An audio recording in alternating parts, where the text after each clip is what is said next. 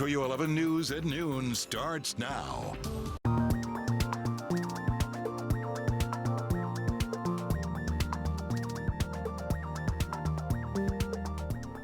It is the day we have been talking about for months. We are just 20 minutes away from the start of the solar eclipse, and around 1:40 Houston time, we will be in near totality as nearly 95% of the sun will be blocked out by the moon.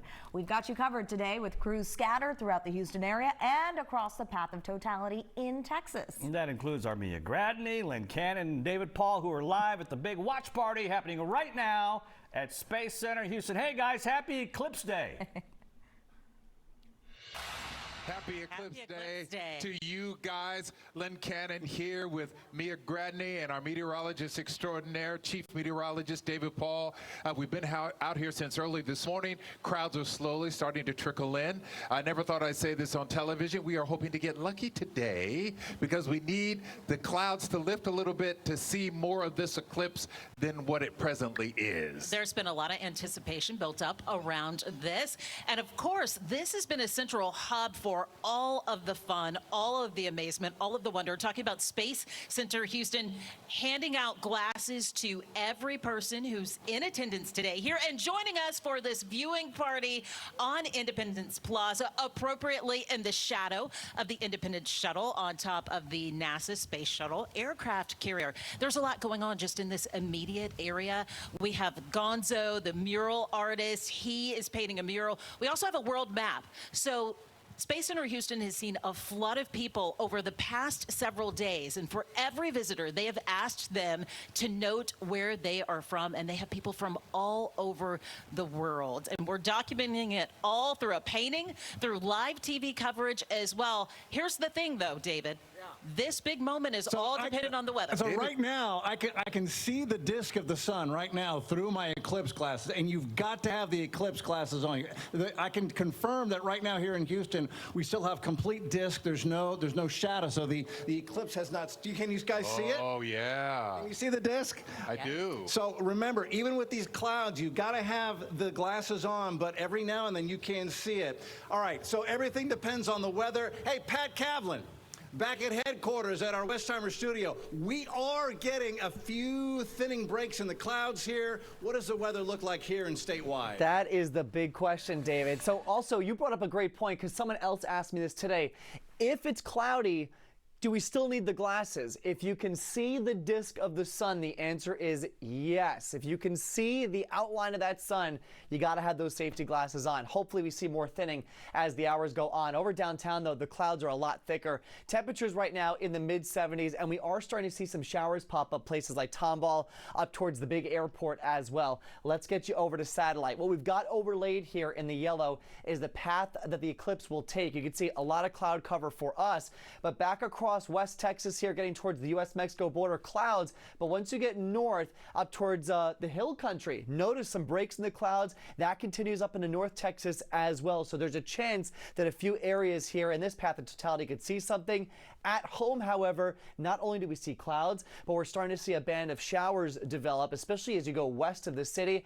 And that is also going to lead to a severe weather threat. Those rain chances increase into the afternoon the farther north you go. Meteorologist Chris Ramirez here with team coverage on the severe threat that we could see as we go through the rest of the day. Yes, Pat, of course, we're really going to have to pay attention to what's going to be happening later on this evening. We really well could see some of those isolated storms move northward and start packing a punch as soon as 1:30 p.m. And then once we get closer towards the maximum eclipse time, might see some severe storm activity just to the north of the Woodlands area, even around Huntsville. Might be dealing with widespread showers, and there is going to be that increased severe weather threat for north and west of Houston as we head into later on this evening. Also, we're not going to be done. We're going to see another wave of showers and storms for Tuesday afternoon, as well as another batch of rain for early Wednesday morning. So we are really not out of the woods in terms of this severe threat, at least until Thursday. But looking at the severe threat starting tomorrow, we are going to be under a enhanced risk of severe weather. That is a 3 out of 5 main threats, being tornadoes, damaging winds, and heavy downpours. So as we look at the next 3 days, rain chances unfortunately lasting through the middle of the week, and we will be paying attention very closely to that severe weather threat as we head into Tuesday and Wednesday. Back to you. So now let's get a check of the state's power grid. According to ERCOT, Texas solar farms in the path of the eclipse will see a substantial drop in production. You can actually see that drop in supply. That's happening right here. This is around 1:40. This is when it's projected, which is when the eclipse will reach its peak. But as of now, the supply and demand lines don't cross, so we should still have enough supply to meet demand. Of course, we're going to keep you updated on this situation throughout the day. All right, now on the set with us through the afternoon, we have Eric Bittner from the University of Houston. He's a physics professor, and he'll be here to break down the science of the eclipse for us. Thanks for joining us, Eric. Thank you very much. Thanks So for how having me. excited are you about this, being a physics professor? I'm really excited. I've not seen a total eclipse. I've seen maybe 5 partials, including the one last year. And they're always just special events. These are rare, very rare astronomical phenomena that we get to see as people living on planet Earth. So for the average guy on the street, this is a cool thing to watch, but for scientists, they can actually learn a lot. This is true. So one of the big events, if you want, that in terms of the science was back in, I want to say 1920 or so. There was an eclipse right after the First World War where they measured the deflection of the position of a star that confirmed Einstein's theory of general relativity. Wow. And this made the New York Times headlines. There was an expedition that was sent out to the middle of Siberia, Cool if you stuff. can imagine. 1920. 1920. I was not around back then.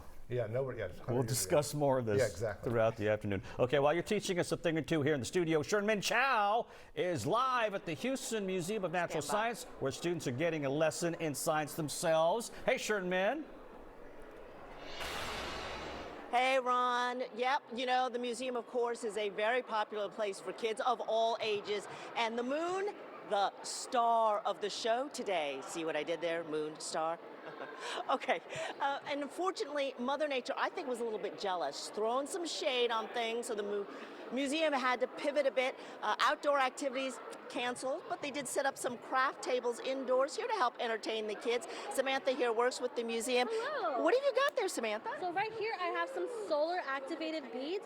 When these are in the sunlight or in UV light in this case, they're going to change color like that. Very ones cool. That don't absorb the sun as easily. You have to be out a little bit longer, but you're going to be able to see that change. We're going to make our solar activated rings. And we're going to visit with Elena right here because you are 4 years old. And let me show me, what do you have up on your hands here? Oh, you've got some of these solar activated rings. Some of us in our old days might have called this glow in the dark. So what is happening here today, Elena? I don't know. You were just telling me something about the sun and the moon. What's happening with the sun and the moon today? The sun and the moon hit together so we won't have no light. The sun and the moon hit together so we don't have any light. Do you know what that's called? Eclipse. Wow. Good. Well done, Mom. Well done, you. And what are these right here, Miss Elena? The box. Boxes. What's special about these boxes? They have clips. Yeah. And they have little holes in them, right? So you will see the light. That looks like the sun. Okay, that's right. The light looks like the sun. Real quick, you want to show us, Samantha, while we take a quick peek in there? We have our flashlight because we cannot bring the sun in here, but you're going to be able to see all these lights, right? And there you go, homemade, kind of like you, Miss Elena. Thank you so much for visiting with us. And that is just some of the fun we're having at the museum. Were you that smart, Ron, when you were 4 years old? I was not. I'm still not that smart. Elena knows what's going on today. Way to go, Elena. All right, Sherman. We'll talk to you a little bit later. Her description was the easiest thing to understand. I loved it. She made it so simple for us. All right, 12:08 right now. The eclipse has begun. We're going to take a live look now at the sun from NASA's live feed. We have so much more coverage ahead. How cool is Stick that? with us.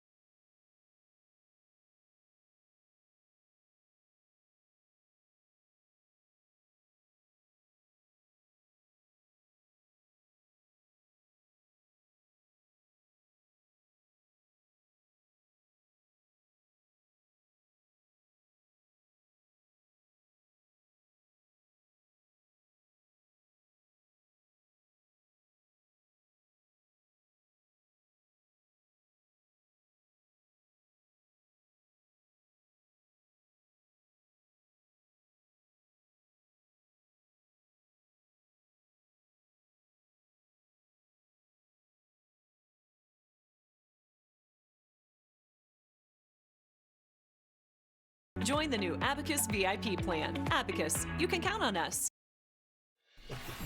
Let's get a look at some of the day's other top stories now, starting with a robbery suspect who was shot and killed outside of a gas station. But in a shocking twist, investigators now believe the whole thing was staged. According to court documents, William Winfrey has been charged with murder after he allegedly helped set up the robbery on January 27th.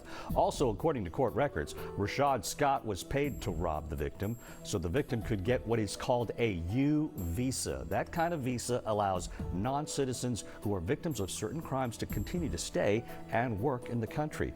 Winfrey is due in court this afternoon. Also this afternoon, federal investigators are looking into what caused a scary situation in the air involving another Boeing jet. This weekend, a flight from Denver to Houston was forced to make an emergency landing after a piece of the engine cover peeled off midair. Luckily, the plane landed safely and people were able to get a flight into Houston last night. The FAA now investigating the cause. We'll be right back.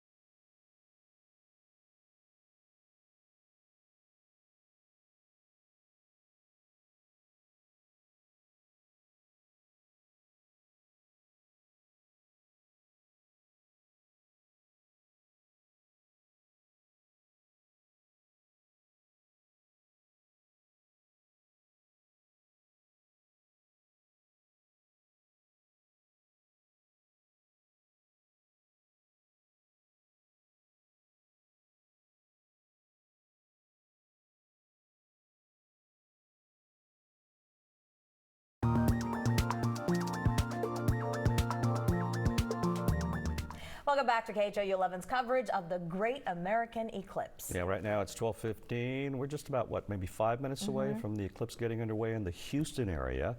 One of our colleagues, Kim Castro, is live for us in Uvalde, which is in the path of totality. She joins us live from Uvalde now. Hey, Kim, what's it like out there?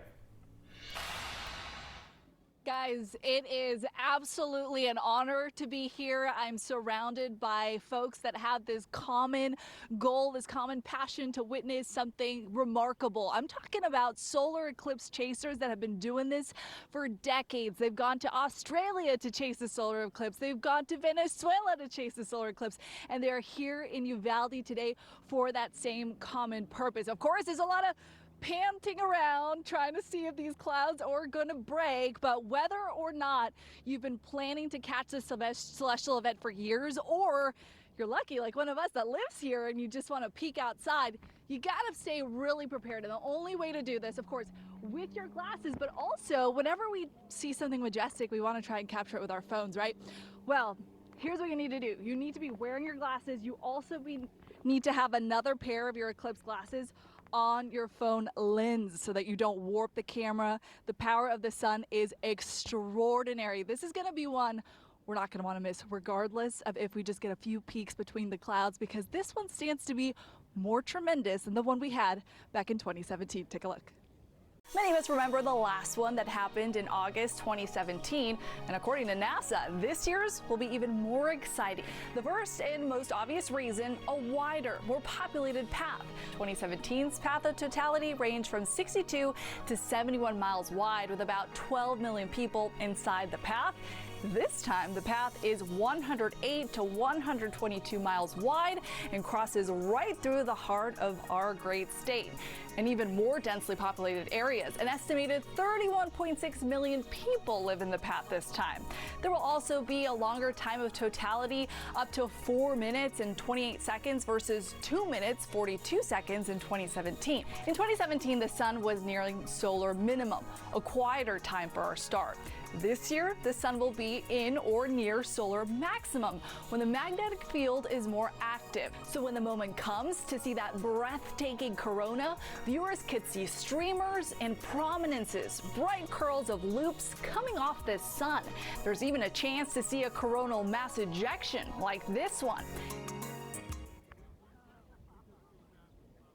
Breathtaking is exactly what it stands to be. What is so special about a total solar eclipse versus what we saw last year is that because the moon completely covers the sun and we get to see the corona, we see the hottest part of the sun, 2 million degrees Fahrenheit. Compare that to the actual surface of the sun, which is only 50,000 degrees Fahrenheit. So it is going to be something phenomenal, astronomical, quite literally. And that is why everybody here has got their telescopes pointed up at the sky. We're sending a little prayer. We're really hoping that we see this cloud cover break. And we have got, of course, team coverage all across the state with my partner in crime, Cheetah Craft, that is there with specialists from Rice University that are hoping to capture these coronal mass ejections, all of the celestial wonders of the sun under these perfect conditions. Cheetah, what's going on with you?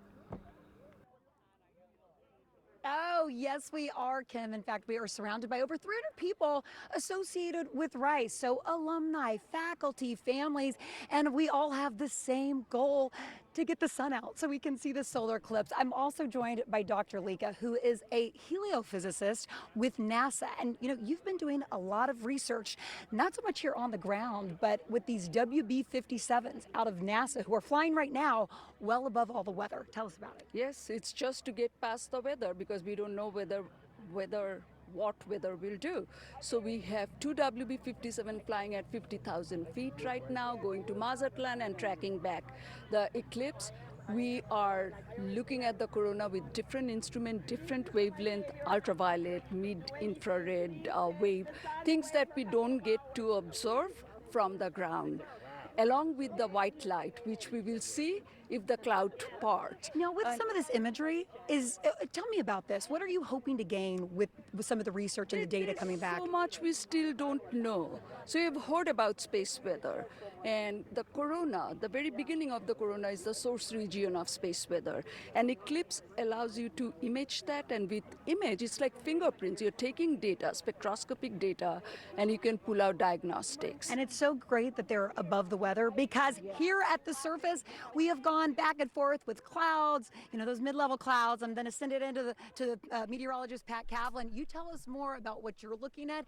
But here, we get some breaks. We're keeping our fingers crossed. I think we still have some hope right here in Bandera from the Flying L Ranch. Over to you, Pat. Fingers crossed for you, Cheetah, because right now in satellite Bandera is socked in with the cloud cover. And on the wider shot, though, you can see going farther north, we do have some breaks out there. So there will be spots in Texas that get a good view. Here at home, not the case. We got a lot of clouds out there, and now some downpours starting to pop up. Even a lightning strike out towards Columbus. Another one now just popping up. These thunderstorms are going to bear a lot of watching here as we go through the course of the afternoon, because they're going to drift into an area that is conducive for strong to severe severe weather, including the potential for some very large hail. That's from Houston and points north, so anywhere north of Houston, really you got to be on your guard today. Here's how future track pans out through the rest of the afternoon. Big storms firing up through Conroe, getting into Huntsville, up towards Livingston. Could see them in Brenham as well through 4 and 5 o'clock this afternoon. Later this evening, all of this activity lifts into North Texas. We turn quiet here for the most part, maybe a couple showers up through Huntsville around midnight, and then maybe another round of storms as we get into tomorrow morning. But Chris, this is just round one of 3 as we go through the next few days. Walk us through the rest of it. Yes, we are tracking this low pressure system that is approaching from the west there. That's going to cause all of those showers and storms as we head into the next few hours, especially for Tuesday into Wednesday. Once this low moves over Texas, we are very well going to see most of those showers and storms move in across southeast Texas.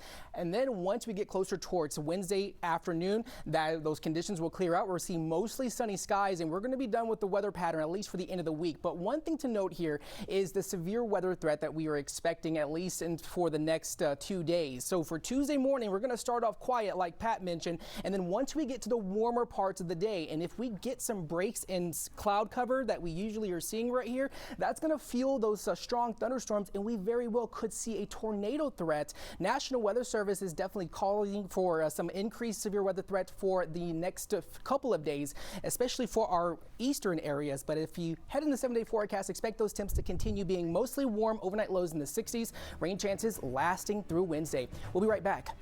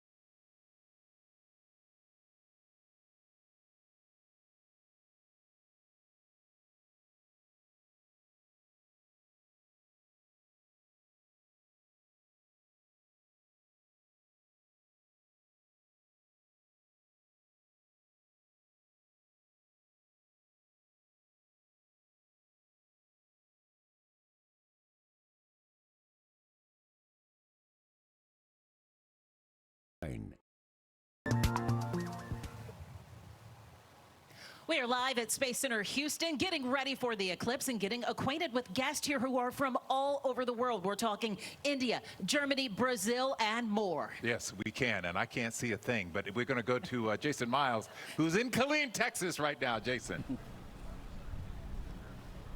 Hey there, guys. In fact, I met a couple from Houston here in Killeen for this amazing event. I have my eclipse glasses on. I cannot see the camera at all, but one thing I can see is the so-called first contact happening, the very far right side of the sun starting to get covered here in Killeen and the surrounding area. Totality expected around 1:36, and here at the Central Texas College, there is a Eclipse over Central Texas event happening. Food vendors, many people from around the area, college kids, and those who work in the Planetarium here on campus anxiously awaiting this amazing event. And fortunately, it's partly cloudy to mostly cloudy at this point.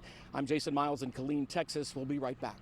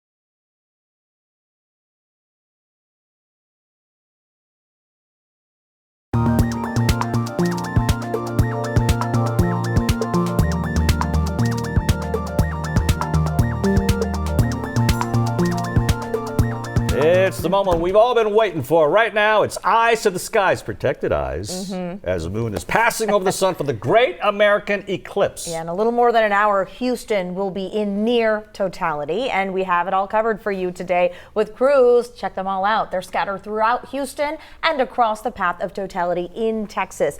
And that includes our Mia Gradney, Len Cannon, David Paul, who are live at the big watch party that's happening right now at Space Center Houston. Hey, guys.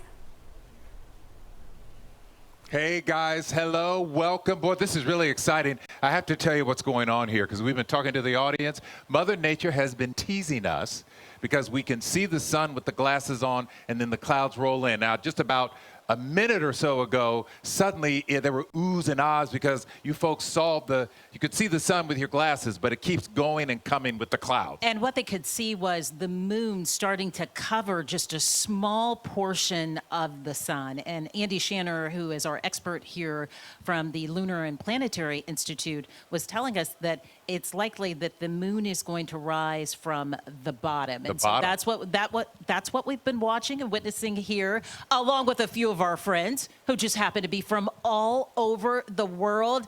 David Crowd doing what he does. He is in the crowd, finding some of those people. And Dave, you got a little pop quiz fun ahead too. It is an international crowd here at Space Center Houston. Okay, so who here is from Mexico? Who's from Mexico? Raise your hand. You're from, don't be shy, there's more people from Mexico. Germany, who's here from Germany? From Germany, there you are. And you are from Egypt? Yes, sir, I'm from Egypt, from Cairo. From Cairo, Egypt. So what prompted you to come all the way to Houston, Texas to see this? It's something that I've been wanting to see because it's the last time we ever got to see it, it was only like a little tiny bit. So I'm here visiting my brother. He just came from Greenland, so we all just came in here last week. So we got an Airbnb, and we decided let's just enjoy this. Let's come to NASA, not Dallas. Just come to NASA and just experience the whole science, the International Space Houston, and like I'm here, so it's really great, and I'm excited. You are in Space City, and you can hear the crowd. So put on your glasses. You can see everybody looking at it. Oh, you've got that. Oh, that's for the phone. Look at this device. So every now and then the crowd oohs and ahs because we get a break and the eclipse has just begun. So we've been throwing out a lot of terminology, eclipse terms. I thought we'd do a little quiz. You want to take a question? We're doing a quiz. I can try. Okay, I've got a very big prize if you get this right. Okay, here we go. What is the umbra? What is the umbra? I don't want to get this wrong and embarrass myself. Is the umbra the black part that covers the moon? Yes, that's exactly right. Yes. So that's the shadow. The umbra is the darkest part of the moon's shadow. From within the umbra, the sun is completely blocked by the moon, as in the case of a total eclipse. So you got that one right. I don't actually have a prize for you, but thank you for being part of it. You're welcome. No problem. Okay, so let's see. Where are my friends from Germany? Who's from? Come up here. Come. Welcome to Texas. Welcome to Houston. Come up here. Come. What prompted you to come all the way from Germany today? From Wiesbaden. That's close to Frankfurt. And yeah, well, it's very nice here in Houston. So we really enjoy. We also did go to San Antonio. And I know Texas from before because I was married with an American. And so I did travel quite a bit in the States already. Welcome back to Houston then. Thank you very much. Okay, here's the next question, our next quiz question. This is for you. So question number 2. What is an umbrophile? What is an umbrophile? Have you ever heard of that word? No, unfortunately not. I'm not bad in English, but this I didn't hear yet. So I didn't know what this was either. So you and I have the same problem. I had to look this up. An umbrophile is a solar eclipse aficionado. So you are an umbrophile because you have traveled to view the eclipse. People who will do almost anything and travel almost anywhere to see the total eclipse. That is an umbrophile. And welcome to Houston. Thank you. It's nice to have you. Thank you very much. Okay, so from Mexico, come over here. You volunteered a little bit. What is your name? Maxi. Welcome to Houston. You're from Mexico. What part of Mexico? Cancun. Ah, Cancun. We know Cancun, a little bit about that. Okay, so we have a question for you. First of all, what prompted you to make the trip to come all this way? Is it just for the eclipse? No, it was casually. I came to see my family for my birthday and my nephew's birthday, and between those birthdays there's the eclipse, so it was a good idea. Perfect timing. Okay, here's your question. Can you define the term prominence? Do you know what prominence is as it has to do with an eclipse?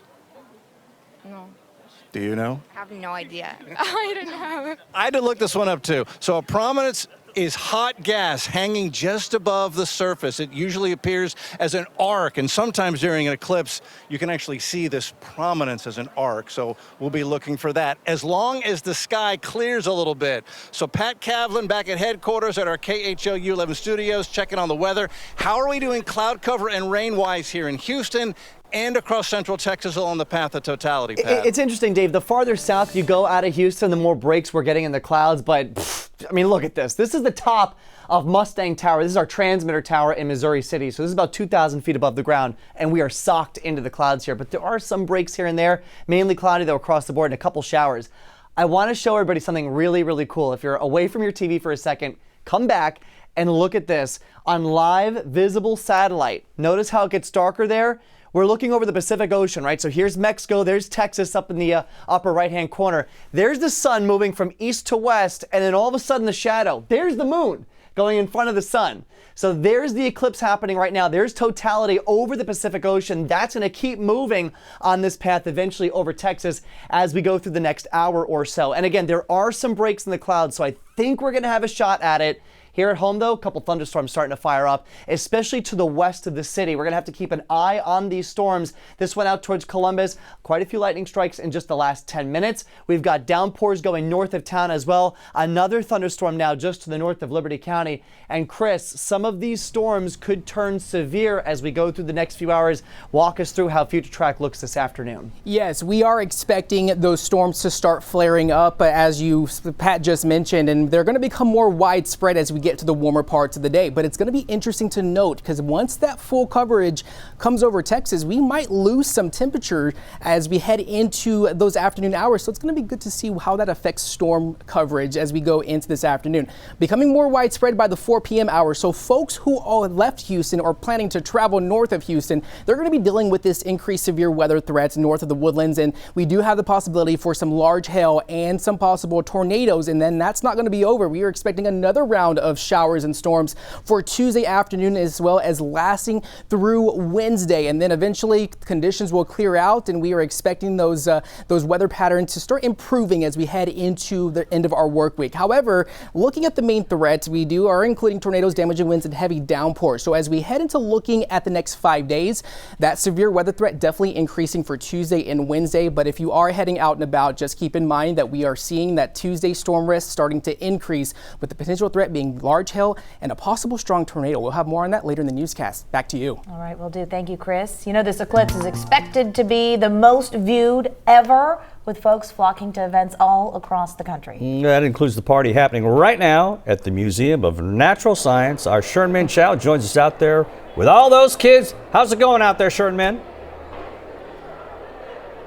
Oh, I'm telling you, this is one of the places to be on Eclipse Day here in Houston in Space City. Take a look at this line behind me. It stretches from where I'm standing all the way back down to the end of the hall. These are folks waiting to get in to see the solar eclipse video, the film actually, in the Burke Baker Planetarium. And that film is called Totality in Texas, talking about tracking the total solar eclipse throughout Texas, as well as the history of eclipses. And if we pan over here just a little bit to the left, you can see they've got a great map up there that shows you that path of totality that is completely across the state of Texas and as well through the rest of the United States. So unfortunately, Mother Nature kind of playing a trick on us today. We're not getting great viewing, as you know. Now the folks here, this is kind of the next best thing, getting into that planetarium to see the video. But I'm telling you, just about everybody's got a pair of these iOS approved glasses, eclipse viewing glasses, and folks will be stepping outside in just a couple of minutes to, you know, try their luck in looking up at that eclipse. The other thing I just learned today is don't point your cell phone up at the eclipse to try to take a picture of it, because that's bad for the lenses in your camera. So don't do that. In fact, something else interesting I learned, all of our photographers covering the eclipse today, like our John Edwards, has one of these special lenses that you would put over the lens of the camera so we don't damage our gear as well. In fact, I'm told that it can get so hot around the ring, the aluminum cover ring there, that it gets kind of too hot to handle. You got to wait till it cools down, or grab a pair of some handy dandy oven mitts you may have lying around to unscrew that lens from the camera. So precautions need to be taken even on a cloudy day if you're going to try and look at that eclipse. I know we will be stepping out in a couple of minutes to try and do just that. Lots of folks here at the museum having a great time learning all kinds of things about the moon, the sun, and the stars. Guys? All right, thank you so much, Sherman Chow. We've got our glasses too if we step outside. Yeah, protect your eyes, protect your camera on your phone. Yeah, and this is Eric Bittner, by the way, U of H physics professor. He's going to be answering a lot of questions throughout the afternoon, so be sticking around for that. Absolutely, but first we want to go to Killeen, Texas, which is in the path of totality. That is where we find our Jason Miles. He is live for us there. Jason, you were out there with a lot of folks. That's right, guys, and I'd rather you see the sun right now than me on camera. As you could see, the point of contact has started. I understand our shot may have dropped, but the point of contact has started here in Killeen and adjoining areas. We're waiting for totality around 1:36 this afternoon. Several hundred people here at Central Texas College to witness the event. The event here called Eclipse over Central Texas. I was speaking with the astronomer for the Planetarium here on campus. He actually waited to retire until after this event. He's up in his 80s right now, and he says this particular spot in Texas saw a total solar eclipse way back in 1506 AD. Obviously, other parts of Texas have had total eclipses since then, but this particular spot around Killeen, it's been a long time since this, and a lot of people have come out to witness it, guys. Jason, I mean, for a minute, for a few seconds there, the sun looked like Pac-Man when the clouds were dispersing. Very cool. All right, thank you so much, Jason Miles. Incredible. All right, we are going to go out to Julissa Garza, our other reporter who's at Fort Bend ISD. Of course, a lot of school kids very excited to see this eclipse. Julissa. Hey there, Reka. A lot of excitement. So excited that these kids here from Mr. Dixon's science class, who we've been hanging out with all day, decided to finish their lunch early because they wanted to be live on the news, right? Yeah. So you can see they've had a lot of activities today. Tell me, what have the activities been about today? About science, about the eclipse. About the eclipse. So you can see we've got a word search here. You guys show it to Aaron over there. We've got word searches and all different kinds of activities. Some of the kids even nervous. Raise your hand. Who told us they were nervous about the eclipse today? So a little bit of nerves, but a lot of excitement. But has it been fun today in Mr. Dixon's class? Yeah! What's been the best part? Who wants to share? The best part has been getting to spend time and get to learn about the eclipse with my teacher. Getting to learn about all these cool facts of the eclipse. Yeah. Getting to see the eclipse. Getting to see the eclipse. Getting to know the different phases of the eclipse. Gotcha.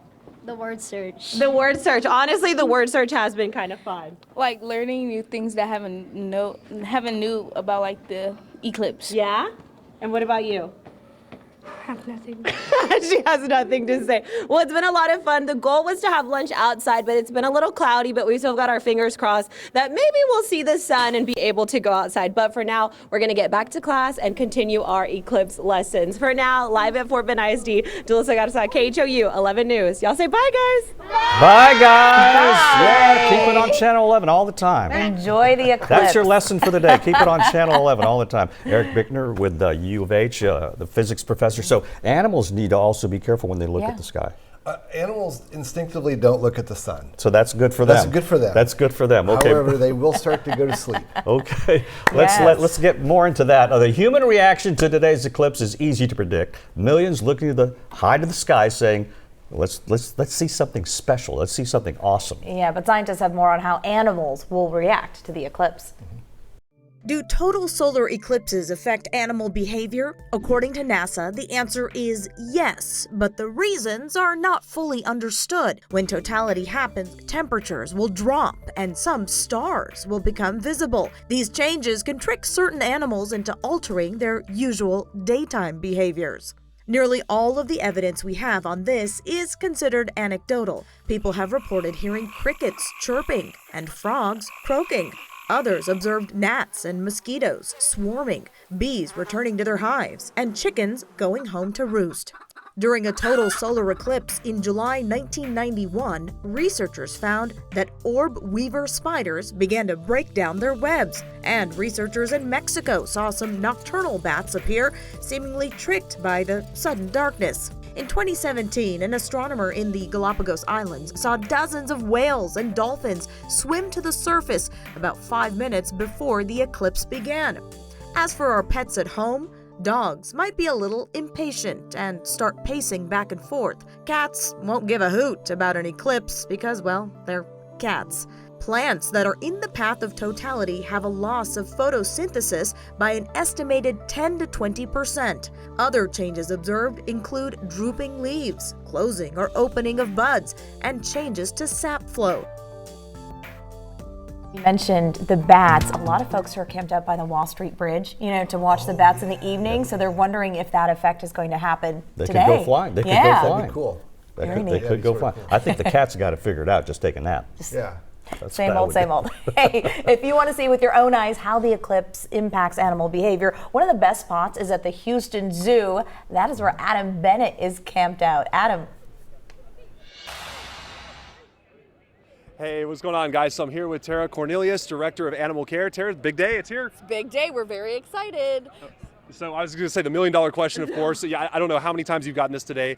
How are the animals going to react? That is the big question that everybody wants to know, and the answer is, I have no idea. We have not done this before here. We hear lots of reports of what other animals have done, and so we're just going to wait and see what our animals do here. And so we are right outside the giraffe enclosure here. They've just been kind of just chilling here all day. They seem really, really calm, cool, and collected. Yep, typical giraffe right there. Now, I've heard that when giraffes get excited, you were saying they gallop, right? So is that a possibility today? That is a possibility. So they will gallop, and it's really cool with giraffe because they're so large. It looks like they're moving really, really slowly, but they're actually going pretty darn fast. So when they get excited about something good or if something startles them, sometimes you'll see them galloping around their enclosure here. And of course, in their enclosure, they have their friend, the ostrich here, who's just kind of been strutting their stuff, photobombing us here all day long. Any idea what they may do? She will probably run around the enclosure, which again is not super abnormal behavior for her, but if the giraffe get excited, she definitely will follow suit. And then I think my favorite prediction for the animals is the big cats. You were saying that when that darkness comes, they may think somebody missed their feeding time. Yeah, so that is what I anticipate. If it gets dark enough here, that our animals are going to start vocalizing, thinking that the animal care team maybe forgot to feed them before they were going to bed. So that is the biggest thing I think we can probably listen for and hear it from all around the zoo. But yeah, the cats will definitely make it known if they think they've missed a meal. I was going to say, they eat a lot. They are not going to let that slide. No, they will not. They will be very loud about it. So, with something like this, it's unprecedented for us here and for you guys here at the zoo. How do you prepare for something like this with the animals? So with the animals, our animal care teams look at them pretty closely every day, monitor them, monitor their welfare and well-being. And so we're going to be doing the same thing, but then we're of course going to document any strange behavior or any unusual behavior that we see and make a note that, whether it happened on eclipse day or during the eclipse or any of that sort of stuff, just so we know for the future, whenever this happens again, that we'll have that record of what happened here. I was going to say, you can kind of just file that away for 2044. Exactly, exactly. Well, as we kind of wrap up here, Tara, obviously we have our safety glasses here. We're ready to go. Even though it's cloudy, we're going to put them on when we look to the sky. What about the animals? Any risk maybe to their vision that they may be looking at the sun here? So I don't think when it gets dark, they wouldn't normally look up at the sun. So I can't imagine they're going to realize what's happening. Also, they tend to be a little bit smarter when it comes to things like the sun, and they won't look directly at it anyways. And so I think they will probably just completely not paying attention to it and really look around for what's happening around them, especially for animals that, might be worried about prey at night or any of that sort of stuff, or being a prey item at night, they want to look out for predators. So they'll probably be looking around more than looking up. Sounds good. We'll follow their lead. Don't look at the sun without Exactly. protection. Tara Cornelius, thank you so much. We'll send it back to you guys.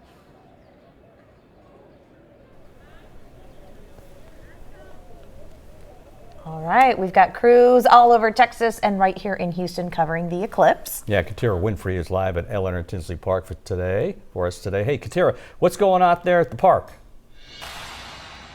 Hey, Ron and Reika, we've been out here since about 10 o'clock today, and we've slowly, within the last hour, started seeing more and more people show up with their blankets. One lady had a telescope. People are out here with lunches and wine. That's what I'm talking about. We have our glasses, our eclipse glasses, just in case we are able to take a look up. But again, I talked about how more and more people are showing up with their picnics. Here is Jadasia and Jonathan. They've agreed to talk to us. They have a whole setup. They have the popcorn, the strawberries. They're just hanging out here, and this is what I'm talking about. So I'm gonna kneel down here with you guys. So what brought y'all out here? Was it the excitement about it?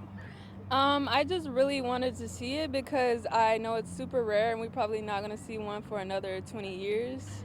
And also, I'm sure you guys have, since you've been following it, you know there's a chance with it being cloudy. What made you decide to still come out here and just hope you caught a glimpse?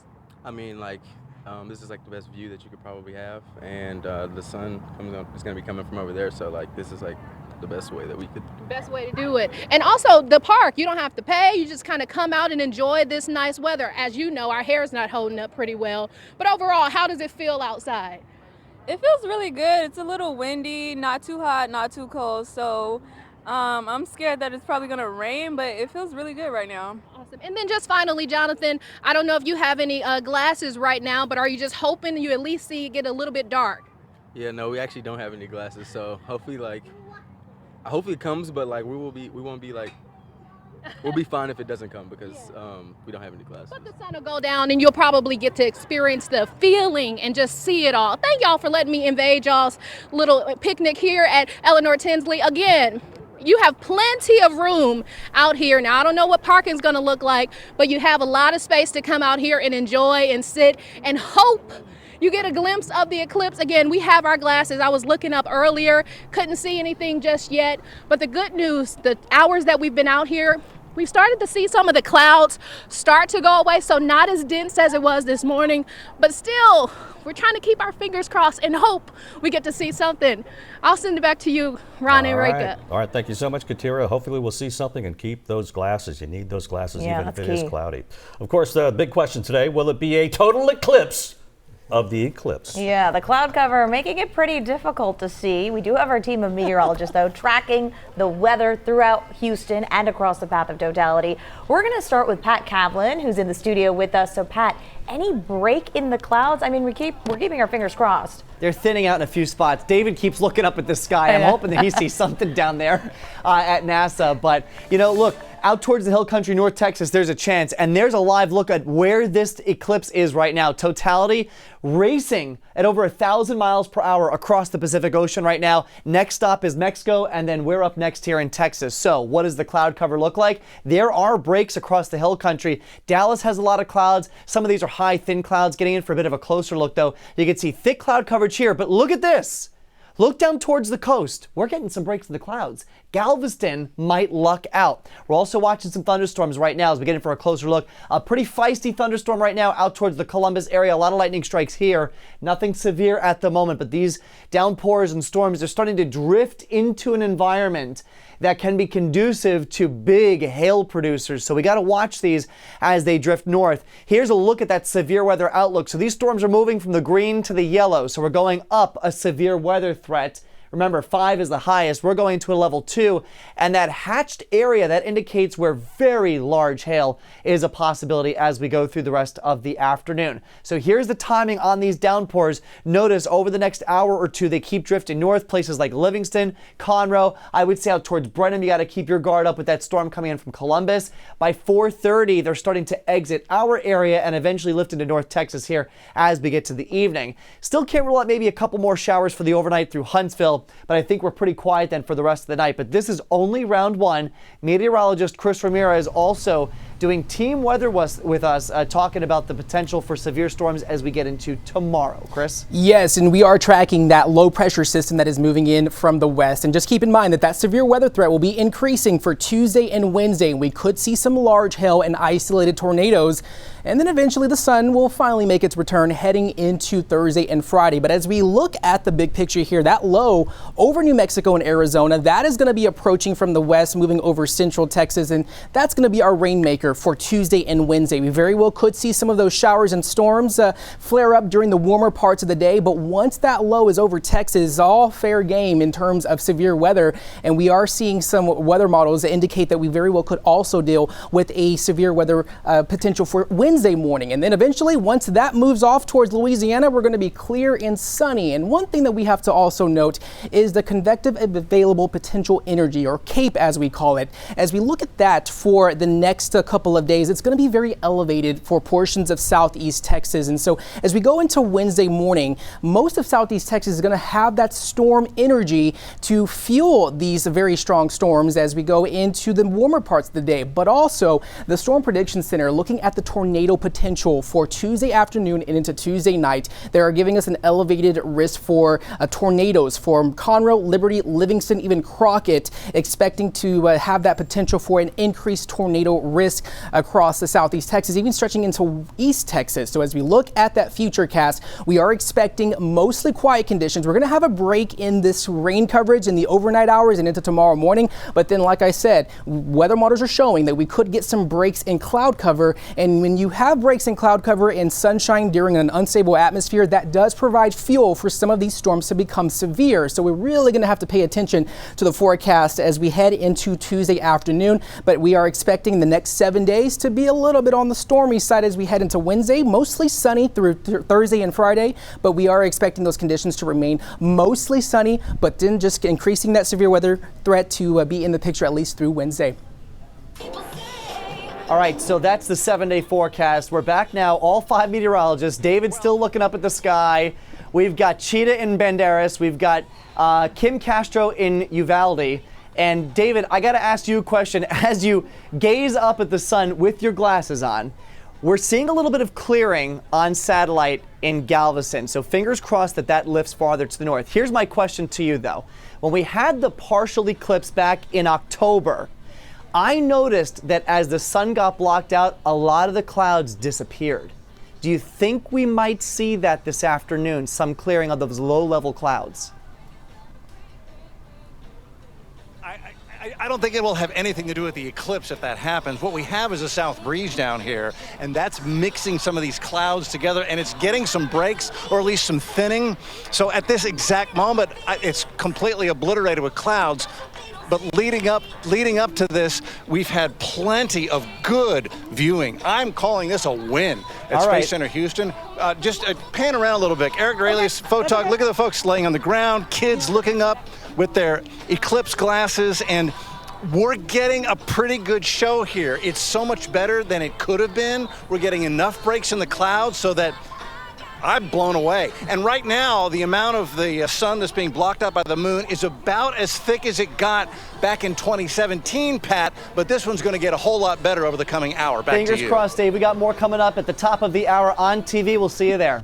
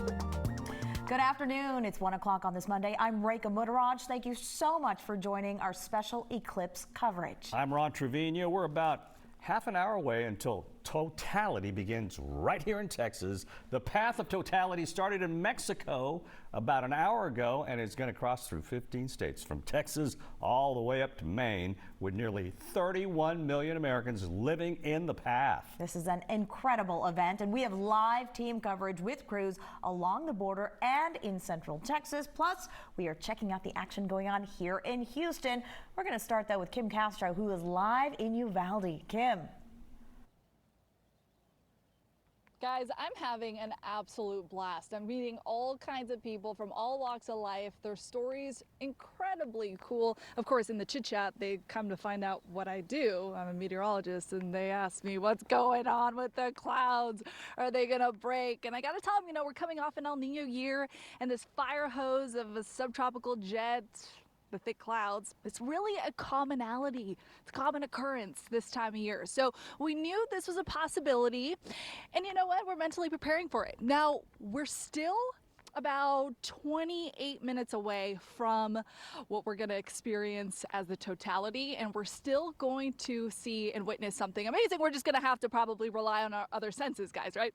So I know you have your filters on and you can't see anything except the sun. So right now you're not seeing anything. You're not seeing anything at all. The filter filters out so much, anything dimmer than the sun, and you don't see it at all. All right, so we know that when totality happens, we're still going to see a darkening of the sky. We're still going to see a temperature shift, and I think we'll still witness something remarkable. You, Jeff, have witnessed 9 solar eclipses. You're hoping to make this your 10th. I still think you're going to make your 10th. Well, we're going to witness the effects of a total solar eclipse on the whole sky. We will probably still see some horizon color. We'll see the shadow approach, and it will get dark very rapidly. And that will affect people even if they cannot see the corona or the sun, because the sudden darkening of the whole sky is something so unusual. It's not like dusk happens over a period of 90 seconds. And because of the cloud cover, that will make it even darker. So we may see effects from the animals, the birds, and the humans running around. Even darker. I'm so excited to witness this with you guys. And we are going to be watching this all across the Lone Star State. Our Cheetah Craft has got coverage from her vantage point. What are folks seeing there?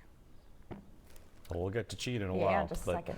But that man was right. Even with the clouds, it's going to be phenomenal. All right. Thank you so much, Kim Castro. And joining us now is Eric Bittner. He's a physics professor at the University of Houston. He's going to be here guiding us through our eclipse coverage, scientist-wise, right? Okay. Yeah, okay. He's been answering all our questions so far. But happening right now, a total solar eclipse celebration is at Space Center Houston. That is where Mia Gradney, Len Cannon, and David Paul are having just really the best time. Hey, guys. Look at David Paul. Oh, my gosh. What is David doing? He's taking in the view. That is the absolute best way to take in the view. Lay back, make sure you have those protective glasses in, and just wait for the magic to happen, because it won't be long now. No. And we've already seen a little glimpse of what we characterize as the moon eating away at the sun. So as long as we have a break in the clouds, and we've gotten really lucky here at Space Center Houston with the break in the clouds to be able to see the moon on the moon. Yeah, so right now the clouds have been playing peekaboo with the sun, and every now and then people are looking up and watching, and you can see the eclipse begin, and then the clouds come and obscure the vision, but it does keep coming back, and that is very promising for us. So in the next 25 minutes, man, we could get really lucky. David Paul is pulling off a miracle here. Thank you, sir. He is. We're so thankful for that. We're so thankful for all of our friends who have joined us here at Space Center Houston for this celebration. Are you having a good time? Yeah, they're from all over the world. They're from Egypt, India, England, Germany. That is phenomenal. Our Zach Tawatari is also here at Space Center Houston. Zach, where are you? What are you doing? That's right. I'm actually here with one of our local Houstonians, Gonzo. He's one of our most famous Houston artists, painting this incredible mural today, as we've seen so many visitors from all over the world. In fact, GreatAmericanEclipse.com estimates that between 180,000 and 720,000 people are going to visit just from Texas. So imagine how much bigger that number has been from all over the world. Wow. First of all, have you seen the eclipse today? What was your reaction? Well, you know, when it allows, I look up and then I translate onto this piece. So yeah, I've seen it 3 times so far. Live art, that's what this is. Tell me, what was your inspiration for this piece? Because we see a lot of those things that just make Houston, Houston. Yeah, so obviously being born and raised here in the Space City, I can't escape that in my DNA. So a lot of these references are in my art because you're around it. We're here, we live it, we breathe it. And you know, you can't say Houston without Space City. And you know, live art is great, but when you have live art that's synchronized with a celestial event, it's even, it can't get any better than that.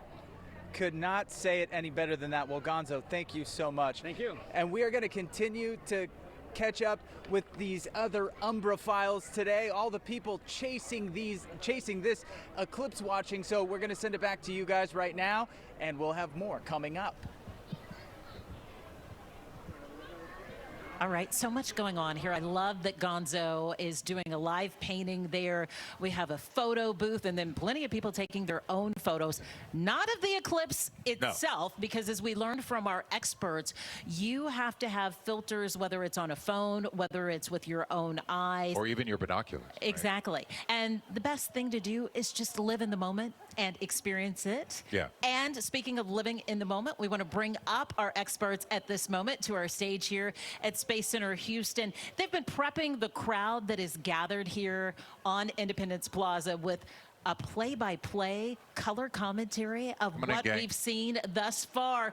Okay, give us an update, a check of where we are right now with the eclipse for us. Andy Shatner with the Lunar and Planetary Institute.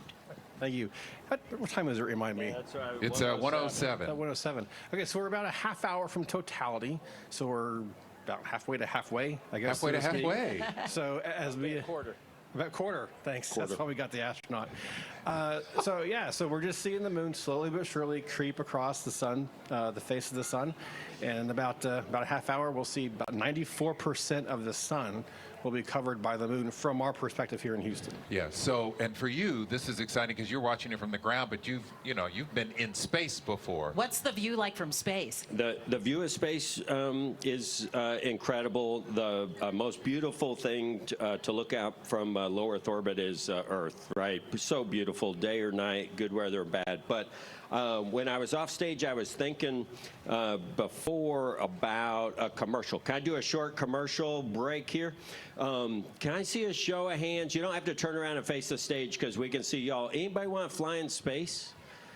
A few of you? Wow. I got an email late last week from the office, right, just across the street, and they asked me to tell everybody I talked to that they're looking for you right now. They're looking for astronauts, yes. Now hiring. And I believe the website is usajobs.gov. usajobs.gov, and they asked if I would tell y'all to go on the website and apply if you want to fly in space.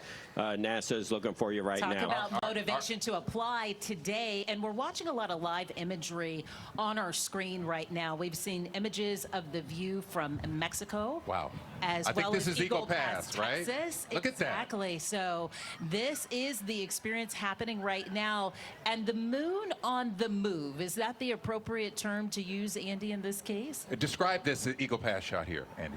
Yeah, so the moon is on the move, but remember the Earth is also rotating under the moon and sun, so we're seeing both effects at the same time. But yeah, here at Eagle Pass, they're seeing about half the sun covered right now. That's a fantastic view. Wow. That's great. And we can only hope for the same here shortly. Absolutely. But we're getting the breaks. Like we talked about, we're getting the breaks. And I keep telling people that, periodically you look up, like right now there's cloud cover, but we have looked up and you can see the sun, you can see the partial eclipse happening. and then the clouds come in. So we're just hoping the break happens at the perfect time. We want to break for about 4 minutes. Yeah. At the right time. This is all weather dependent, this event is. If the weather doesn't cooperate, you don't have much of a view unless you're flying above the clouds. But I'm actually surprised that we are seeing more of the eclipse than I thought we would today, even with the low cloud cover that David Paul has been talking about. Yeah, I was pretty concerned, or bummed, maybe is a better term, leading up to today. But yeah, rain has stayed away, at least down here. Clouds are breaking. That's great. And we have the shadows of the Independence replica shuttle as well as the NASA shuttle carrier. This is a live shot of Totality in Mexico. Look at this. So if you guys want to look at this screen right here, our fans out here at Space Center Houston, that is what Totality looks like in Mexico. Andy, and I have to ask you both, we're seeing those little dots around the moon. There's a term for those as well, what we're seeing there. So what you're seeing right now around that dark edge, especially about the 4 o'clock position, that's what we call a solar prominence. So this is just basically, it's a magnetic field line coming up off the sun's surface and looping back down again. And it's just really hot, so it's just glowing very, very brightly. That's a mouse cursor right in the middle, so we can ignore that. How did a mouse cursor get on the moon, Andy? But yeah, anything like you see like that sticking off of the edges. And now it looks like smoke that's surrounding the moon, but are those clouds or what? So that could be clouds. But what we are all seeing just right off the edge, that diffuse looking, that's the corona we're talking about, the outer atmosphere of the sun that you can only see during an eclipse. There's another one that's popped up just like 3:30ish that I don't think was. Well, now it's kind of fading by the cloud, but well, the clouds are behind, but yeah, they're dynamic. You can watch those things change shape and size over time. So reminding people again, this is an actual total eclipse in Mexico right now. And so we're hoping that we will be able to see something similar here in about 20 minutes. So that's the view when you look up at the sky from Mexico. But what about down on the ground? Would they be in complete darkness right now? Not complete darkness, but awfully dark. Awfully dark. Awfully much darker than it should be at this time of day. Animals will be behaving differently. People are probably behaving differently, but hopefully in a good way. So we're looking at this shot. I just want to paint a picture for you. Folks here have like gathered in front of our monitor to watch the total eclipse shot. That's amazing. That is amazing. And also on this big screen over here, I think there's a shot, right? From Mexico, there's a bigger screen for folks you can go over. So the luxury of being here at Space Center Houston and having this as our playground today is our partnership with NASA and the live imagery that we're seeing from NASA as well too. There are the cameras from space, obviously, NASA's cameras on grounds. They have. So look at that. The moon is starting to edge a little bit too. Is that what I'm looking at? Yes. So the moon is just come out of totality there in Mexico. There was a really bright flash there just a few seconds ago. That's immediately as it comes out of totality, and that really bright flash of light they call the diamond ring effect. What's the effect? Say that again. The diamond ring effect. Diamond ring. Oh, I like the sound of that. If you were somebody, I'm not familiar. If you were somebody who was there in totality viewing that, and you had your glasses looking at it, there are people on the ground there letting you know, saying, "Okay, 10 seconds." You got to put your glasses back on. 5, 4, they count down and say glasses back on. Because some people take their glasses off during the process when you have that shroud of darkness, right? Totality, you can look at it without the glasses. In totality, you can look at it without glasses. That's right. But it's a very short amount of time, and that time depends on where you are. Here, we're not going to have that opportunity. If you're looking at the sun here, keep those glasses on. Yeah, and this is live imagery from right here at Space Center Houston that we're seeing on KHOU 11 News right now. This is from our Zach Talatari's camera. Live imagery of the eclipse happening. And we've definitely seen more of the sun now covered. Put your glasses just on, even folks. from a Put few your glasses minutes on ago. and look up. Yeah, this is great. Oh, that is awesome. Yes, the all-important reminder to have those protective glasses on. You need them in order to witness this phenomenon, this experience that we won't see for another 20 years, although this is a common occurrence, eclipsar. Yeah, solar eclipses occur about twice a year. It just depends on if you're lucky enough to be in that path where you can see it. The next one will be in about 20 years. That's visible from the contiguous United States. August 2044, right? I think that's 2044. August sounds about right. Yeah. So if we're looking up right now, guys, and it's partial. but we've got a view, this is amazing.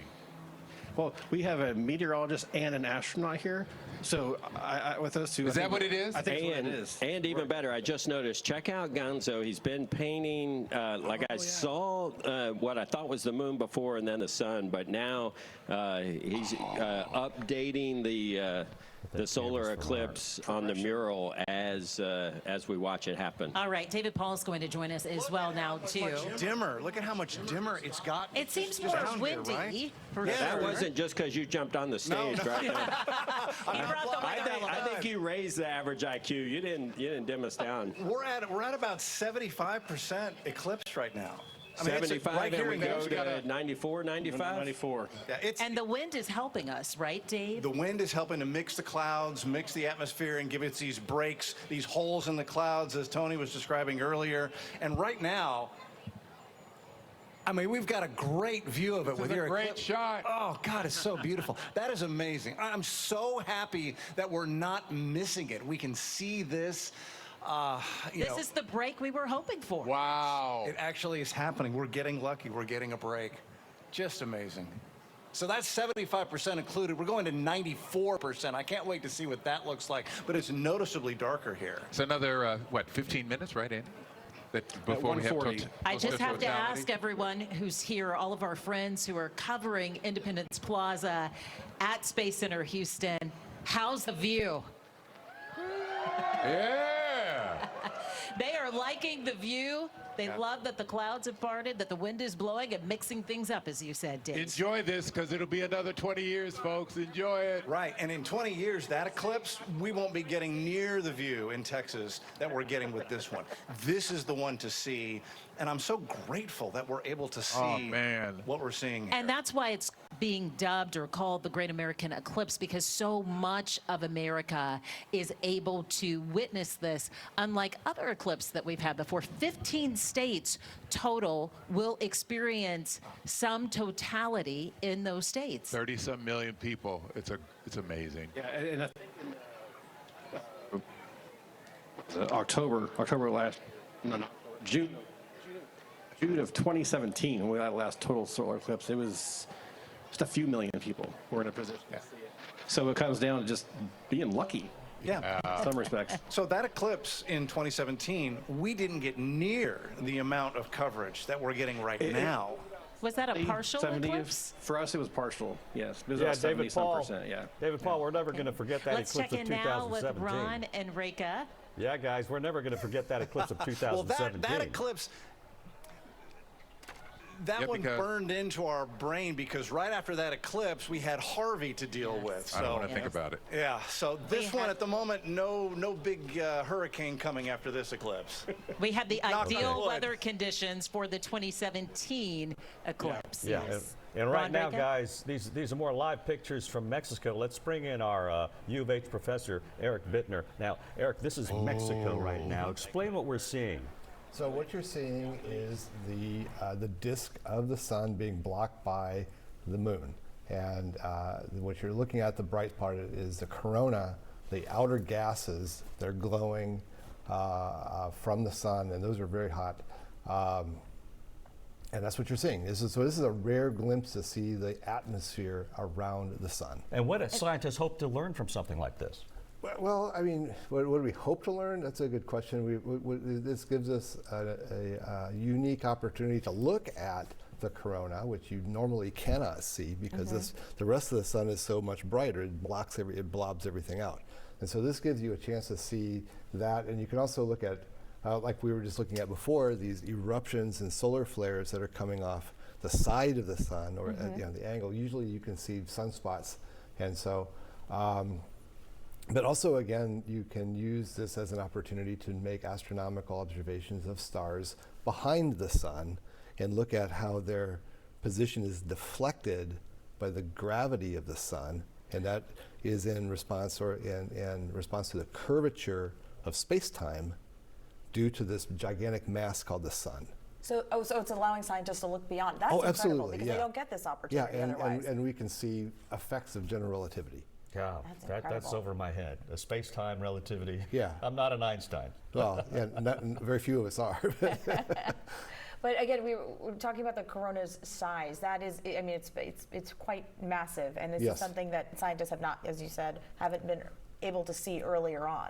Well, you know, I mean, certainly you can see every time there's an eclipse, you can go look at this. And there are eclipses around the world, you know, in principle every 18 months.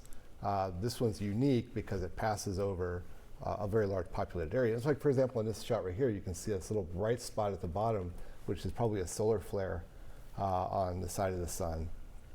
And as we were talking about before, those solar flares, they look really small on the scale of the sun, but those are like the size of the Earth. Wow. Really? That's amazing.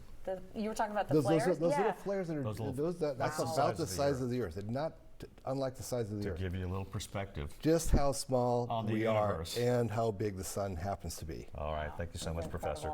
All right, we want to go to Jason Miles now. He is in Killeen with a lot of eclipse watchers there. Jason, how are they taking in this experience?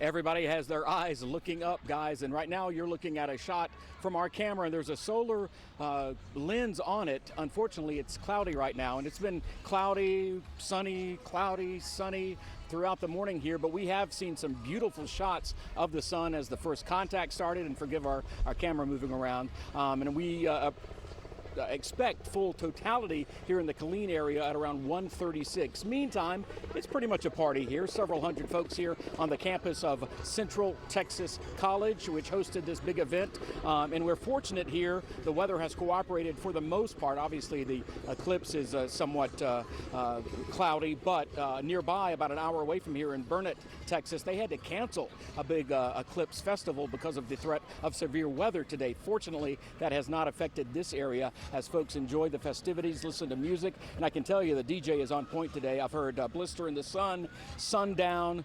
Have yet to hear Total Eclipse of the Heart, which I think resurged during the last eclipse back in 2017. But people enjoying the festivities, a lot of food here. And this campus also features a planetarium, which I got to visit on Saturday evening. And the astronomer there, who is in his mid-80s, wanted to wait for this event before he retires. He plans to do so in a couple of weeks. And I mentioned this earlier. He says this particular area around Killeen, obviously Killeen didn't exist back then, experienced a total solar eclipse back in 1506 AD. So a very special event for a lot of these folks, guys. Yeah, and I'm glad they're having fun with those protective lenses, those protective glasses, and tell them to play some Pink Floyd for, you know, Dark Side of the Moon for the old man, okay? All right, thank you so much, Jason Miles in Killeen. Everyone's got an eclipse playlist. I love it. All right, we want to talk about the weather. It has been dicey. We want those clouds to clear. I know folks are just wanting a glimpse of it. We've got Pat and Chris Ramirez on tap now. We're going to start with Pat. What are we going to expect in the next at least 20 minutes when we hit almost the totality here in the Houston area? I got to show everybody something right now, so please just stop what you're doing, come back to the TV. I know we're not going to show you a live image of the eclipse right now, but it's the next best thing. It's live satellite. So look at this. This is visible satellite imagery. Can you see the eclipse? There's the sun coming out of the bottom center of the screen. And then right over it, here comes the moon, the shadow of the moon moving in front of the sun. Look at that. So casting a shadow first over the Pacific Ocean, then racing over Mexico, and now starting to come over Texas. So when we highlight where this is, you can see it's pretty much right over mainland Mexico at the moment. And this is going to keep moving, racing across the globe at about 1,000 miles per hour. So it gets here in Texas within the next 10 minutes. And you can already see, watch the shadow that comes over the state here. Look at that. So you can already see on visible satellite this picture from space, the state darkening as the shadow of the moon starts to get closer. And you can see that we're getting close to totality here in the state. We got to talk weather, though, because we are starting to see some thunderstorms flare up despite the eclipse going on. Big time thunderstorms. Some of these could become strong to severe as we go through the next few hours. Brandon, heads up for you as you get into northern portions of the area. Big hail, a big concern with this, Chris. And this is only the tip of the iceberg in terms of severe potential.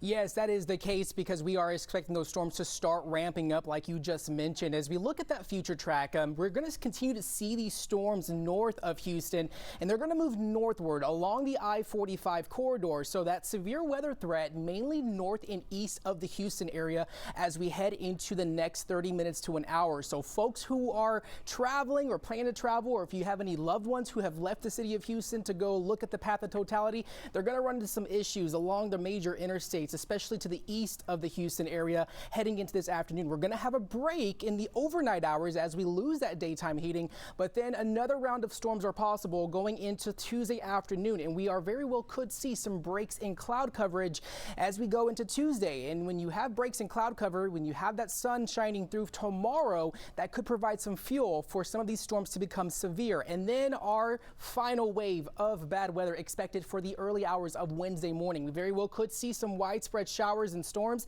and we are expecting those conditions to remain mostly active at least through the next few days. But we are expecting also that severe weather threat to increase for Tuesday into Wednesday. I know we have Cheetah Craft out in Bandera. We have Kim in Uvalde. So what's going on over there?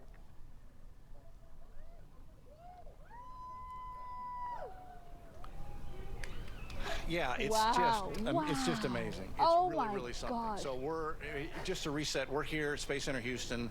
We got several thousand people joining us here. We're all looking up because the view here has gotten really good. Even with the partial cloud cover, we're able to see through it with the eclipse glasses. We're down to just a fingernail of bright sun, and then about 90% or so in moon shadow. It is amazing. You imagine what it's going to look like, and then you see it. Now, Kim Castro, you're in Uvalde. And that is just so cool. I mean, you're going crazy over there. You had a lot of clouds before. How's it looking now? Are you starting to get some clearing? It's spectacular. I actually can't even describe the feeling. We have been obviously fighting some really thick clouds, and every couple of minutes you hear the crowd go crazy. You hear the wave of yelling, and then we look up at the sky and we see exactly what David was just describing, that fingernail of light peeking through and the totality coming within minutes. And I've got to just talk to you as I'm looking up, because when I do catch a glimpse of it, it is breathtaking, it is mesmerizing, it is out of this world, quite literally. And so we're about to witness something that is going to bring a wave of chills, guys. Cheetah, what are you seeing where you are?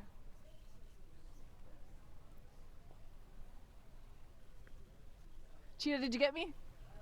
She did. I think her mic is not working right now, but Cheetah Craft, she's just outside of San Antonio in Banderas, and we'll see if we can get her audio at some point. But David Paul, I can actually see the sun shining on your face. Are you getting a lot of clearing there? It's ease, yeah. Wait. Not yet.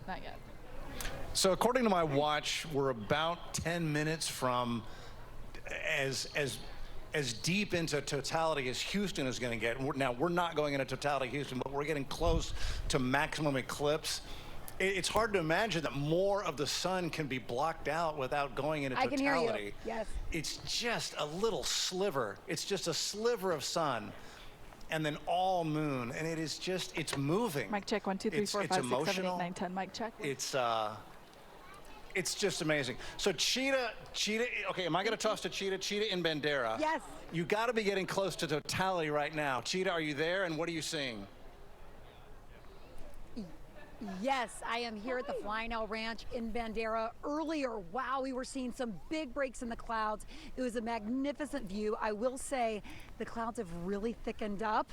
In fact, we even had a few little sprinkles, but because we're coming very close now to totality, we are going to get dark very quickly. So we are kind of on countdown here. Everyone is waiting and anticipating the effects from the totality once we see this happen. But let me tell you, probably, you can actually kind of sense the darkening right now. It's going to be happening really soon. But yeah, we had some really magnificent breaks earlier where exactly what y'all are describing, we got that little sliver, but even right now it's starting to get really dark. So we were told that once this happens, everybody needs to sit down, and you can see behind me that's what they're doing. We have about 300 people from Rice, faculty, administration, and families here, and that's what everybody's doing. We're kind of sitting in anticipation, but it is slowly getting dark already. We have 3 minutes and that's why everybody's just anticipating. But the clouds are Look at really, Kim's really camera. thick. Look at Kim's Guys, shot. I know, Wow. they rolled in. Wow. Cheetah, I'm sorry, we've got a 5-box shot up, and we're looking at Kim is in the path. She's a little farther to your south, and it is dark. It's nighttime there right now. Yeah. Wow, look at that. This is a live dark. look from It Kim is Castro. nighttime. The air is still. It is eerie. People are looking up. It is absolutely mind-numbing. I can't even describe what we're experiencing. It is getting colder. It's nighttime. It's absolutely nighttime now. Wow. Within 1 minute to the next, absolute darkness now. Wow. And if you didn't understand at home, if you didn't understand what this was like. What are you experiencing? How does that feel? It's getting cool. Everything is dark. It's like I've got sunglasses on. It's like he's got sunglasses on. It feels like we just went from an afternoon picnic to nighttime gazing. Kim, can you see the sun, or is it Wow, cloudy? there's a picture up also from Eagle Pass. I can't. You know what? It is cloudy right now. We can't see the totality, but really, what you are experiencing right now, it speaks for itself. It really does. How the sky just completely did a 180 shows the power of the sun, the power of the moon, and the power of this alignment. And everybody is so quiet. I'm obviously excited beyond belief, but everybody around me is soaking this in absolute somber peace, and it is not like anything I've experienced before, truly. And then on the right-hand side of the screen, we have a live look from Eagle Everyone's Pass. just sharing this moment together. Wow. Yeah. Wow. So Kim's going through the path of totality first, and then Cheetah's going to be second in minutes. Wow. Well, it is currently getting dark here, and exactly what Kim is describing is now happening here. I mean, we are getting really, really dark. I mean, it is. It's just like we've flipped the light off. Wow. Yeah, you just felt a gush of wind. The skies are getting really dark. And exactly like Kim is saying, everyone is in this together. Wow. Wow, look at this. This is incredible. We can take that shot.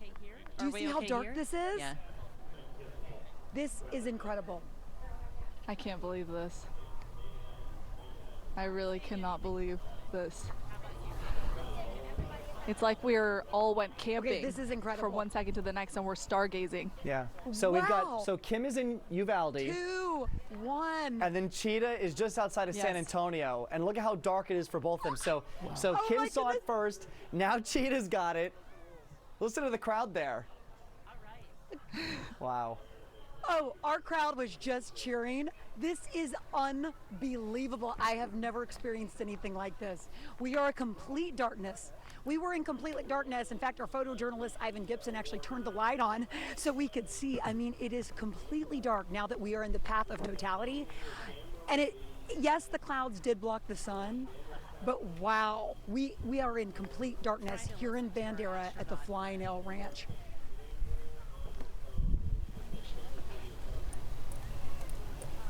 Wow. I mean, what an amazing experience. You know, with so many people who have come together from all over to experience this. And, you know, we've talked about it. We've been, you know, doing so many interviews about this, but to experience it in real time is really majestic. It really is. Cheetah, is it totally overcast there, or can you see the sun at all? Guys, you cannot see the sun, but we are in complete darkness. Yeah. I mean, even when the clouds were building in, it's completely different than that. I mean, you can tell that the moon is just completely blocking the sun because of the totality. I've never experienced anything like this, even with the clouds in place. We were socked in with clouds. Wow. We saw it. Okay. All right, so what you're looking at live on your screen right now, this is a live shot now from Kerrville. Yep, Cheetah, this is Kerrville, and a lot of clouds there as well. And I have to say, even here in Houston, we are seeing dimness and darkness across the area here in the city of Houston, but not as dark as over out west. But of course, Kim and Cheetah under that path of totality, and we are expecting it to get dimmer here in Houston. folks are definitely outside, and it's gotten a lot quieter, even outside our building. There it is, the light's coming back. Their totality is about to end, and you can tell.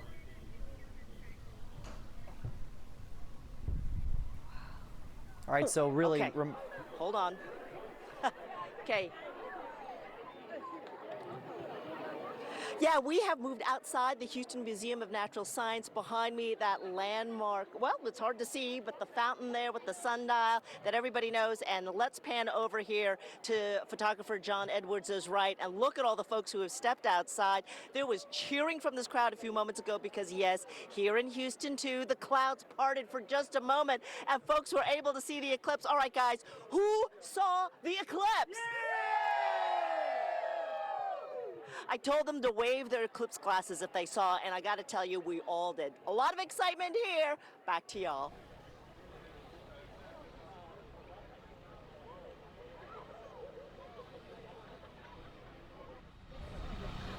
Hey there, this is Jason Miles in Killeen, Texas, where we are witnessing totality where we are. And one of the experts on a panel here at Central Texas College gave a 5-minute countdown, and it's been 5 minutes, and it is dramatically darker here. Fortunately, we had a little bit of clearing in the clouds where we were able to witness what was happening. Unfortunately, it's clouding up again, but wow, how spectacular. And a word I've heard over and over again from folks, this is awe-inspiring. People who have seen eclipses in the past always use that word. They're in awe by this phenomenon. And if Ryan, my photographer, can take the filter off now, the solar filter, because you won't be able to see anything now since it's cloudy. But forgive us as we transition here. It is dark. It feels like it's at least, 8 o'clock at night this time of year. Again, I'm on the Central Texas College campus. You may not be able to see me that well, but hundreds of people out here, all eyes on the skies, and unfortunately the cloud covering totality, but we saw a spectacular show. And you can hear the crowd behind me. There was music earlier, but now it's just folks yelling, screaming. I met a couple from Houston a few moments ago. They recognized that we were from KHOU. They gave us a shout out and said they were happy to be here for this event as well. I saw one lady with tears in her eyes, bless her heart, by just overcome by the phenomenon she's witnessing today. It's been a long time since this happened, totality that is, in this area, hundreds of years in fact. So a lot of people getting having a blast out here as we watch this total eclipse. Lynn and Mia, back to you. Yes, it is all eyes to the sky here at Space Center Houston. So we are, we've been getting glimpses for the last 45 minutes or so. Great shots, and right now, the clouds have thickened. Oh, right now you can see a little sliver. Can you see a little bit? You can. I mean, it's just the timing of the clouds, and that's what it's going to be right now, right, David Paul? I mean, it's just incredible. So according to my watch, we should be right at 94%. Yeah. We're for at another maximum. like 2 minutes. Like it's happening like right now. So we're just seeing a sliver of the sun through our shot here at Space Center Houston. And tell me in the booth, can we see Eric's shot? Yes. Oh, are you seeing a brightening right now? We're looking at that. That's what it looks like from Space Center Houston right now. Listen to the look at crowd. that. Yeah. Moving. And you can hear the oohs and the ahs. Oh, get out of there, clouds. It's so much better than expected. That's awesome. It really is, and we were mentioning earlier, David Paul, it turned out to be the perfect conditions for this. I think these clouds have helped. They've made it dramatic. It's going in and out, and we're getting a great show. It has gotten darker here in the last 10 minutes. Considerably darker. So this is about peak darkness right now for that Houston's going to get. This is amazing. So this is with 94% of the sun blocked out. Got it. Still this bright. On a cloudy day. That just shows you the intensity of the sun, right? If this is 94% blockage and we're still able to see one another and it's daylight, right? We have an intense sun. And it's a long way from the moon. That sun is no joke. Yeah. No joke at all. You know, Jason Miles was speaking with... Okay, Kerrville's gone into totality. This is live from Kerrville. Again, we have crews up and down Texas through the path of totality. So from Kerrville, that's what we're seeing right now. Just amazing. Oh, diamond ring. Yes, the diamond ring effect, as we learned from our lunar and planetary expert, Andy Shatner, earlier, who has been calling color for us and walking us through step by step what we've been witnessing here at Space Center Houston on Eclipse Day, the day everybody has been waiting for. And the eclipse delivering. The eclipse not eclipsed by the eclipse, at least not here at the Johnson Space Center. It's emotional. It's moving. Okay, Colleen is This many people so quiet. Yes. The camera on the right is Colleen. Oh, so the camera on the right is Colleen. Okay. So Eric Bickner, of U of H, professor of physics, describe what we're seeing. So the camera on the right is from at Colleen, and so they're seeing the totality. And the little spots that you're seeing up and down are the solar flares, and what little bit you can see of the corona is poking through. And this is what totality looks like. And scientists will be studying a lot about this, even the effect on GPS here on Earth. Well, that's a good question. I don't know what the effect on GPS is, but I would say that this original measurement of the deflection of the star behind the sun was led to the technology that led to GPS. So we owe GPS. GPS is enabled because of general relativity. Yeah, and obviously we have different clouds coverage, different cloud coverage over different parts of Texas, but you're already getting text messages from all over Texas. I'm getting text messages from all my friends, absolutely. And Austin's going to get a good show. Dallas is going to get a great show. All right, let's. We talked about the effect on animals, right? So let's go to Adam Bennett. He's live at the Houston Zoo. If you could talk to the animals, Adam, what would they be saying? Look at that beautiful shot. A little diamond ring effect. Oh, nice. Adam Bennett, can you hear us? Right now, they're actually pretty cool. Hey, guys, can you hear me okay? Can you guys hear me? You good? Okay, so I was just looking at the eclipse. You know, the cloud cover has been so strong all day, and then it's like right on cue at the exact moment that we were all hoping to see it. The clouds parted, and we just saw it. It was absolutely beautiful to look at this through these lenses. The animals here, they've actually been pretty chill. The giraffes have been kind of like this all day. The ostrich here has been strutting his stuff along the fence line. The giraffes have been enjoying their lettuce, although a few minutes ago, it did seem to get a little darker. There was a gust of wind, and they kind of galloped a little bit toward one side of the pen. The ostrich did too. That was the most activity we've seen from them all day. The zookeepers even told us it's kind of a mystery as to what they would do because they haven't really been through this before, but a lot of people here have been just in awe of what they're seeing. These folks over here, I know I spoke with the Clark family over here who was actually, they're in town from England. They were visiting family, just happened to be here during this incredible once-in-a-lifetime event. Philip, you shared some pictures with me. What are you seeing since we last spoke? So it got so good just for a second there when it was clear. You got a really good view of it. What is this like to be here from England, to be here with your family to experience this? Just lucky timing, yeah. It just really worked out well. Awesome. Well, thanks for talking to us again and enjoy this moment with your family. So guys, just now that these clouds have parted, they parted again. You can see people with their glasses on. They're looking up toward the sky, a lot of oohing and awing, just taking in this historic moment. We'll send it back to you.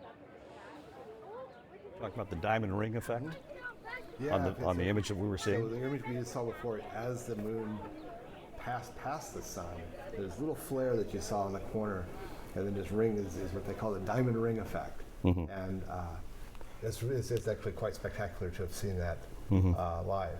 Yeah, and even though it is cloudy, it is going to get okay, this is Dallas right now going in totality. So they're getting a good show right now.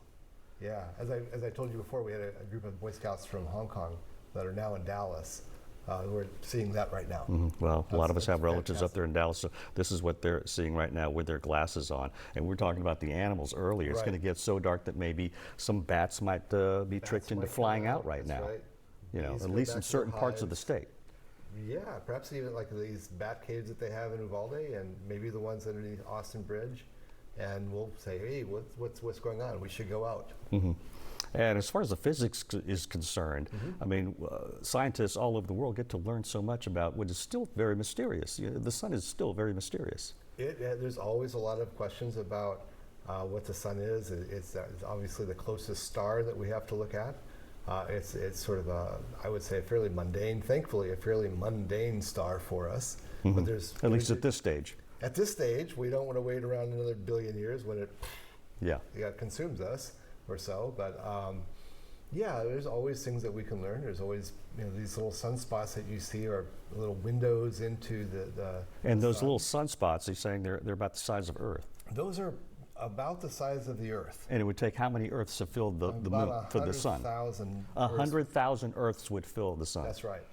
All right, let's go down to Space Center Houston, where we got a lot of people watching things, including Len and Mia and the gang. Hey, Len. Hey, Mia. Hey, guys. Yeah, we had to take a break, just take our glasses off for a minute because we've been looking up and watching.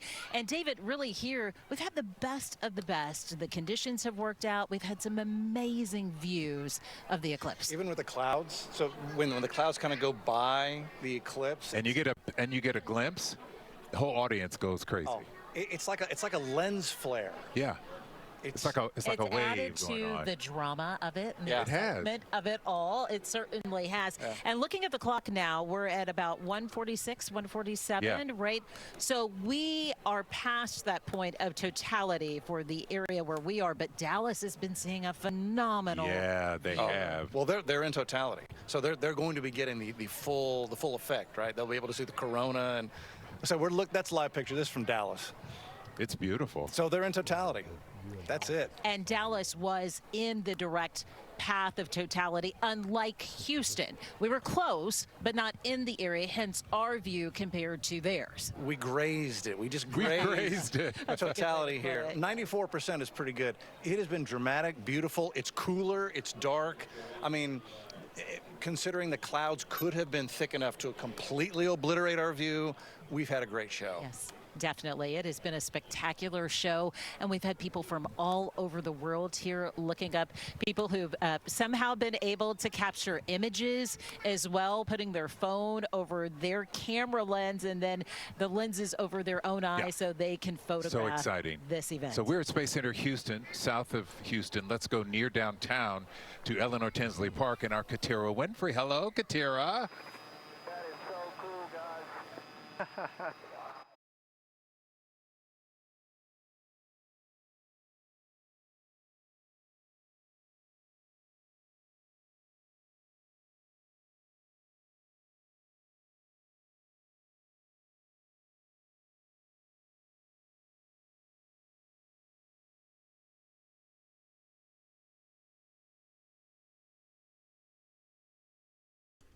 Looks like the clouds are clearing just a little bit.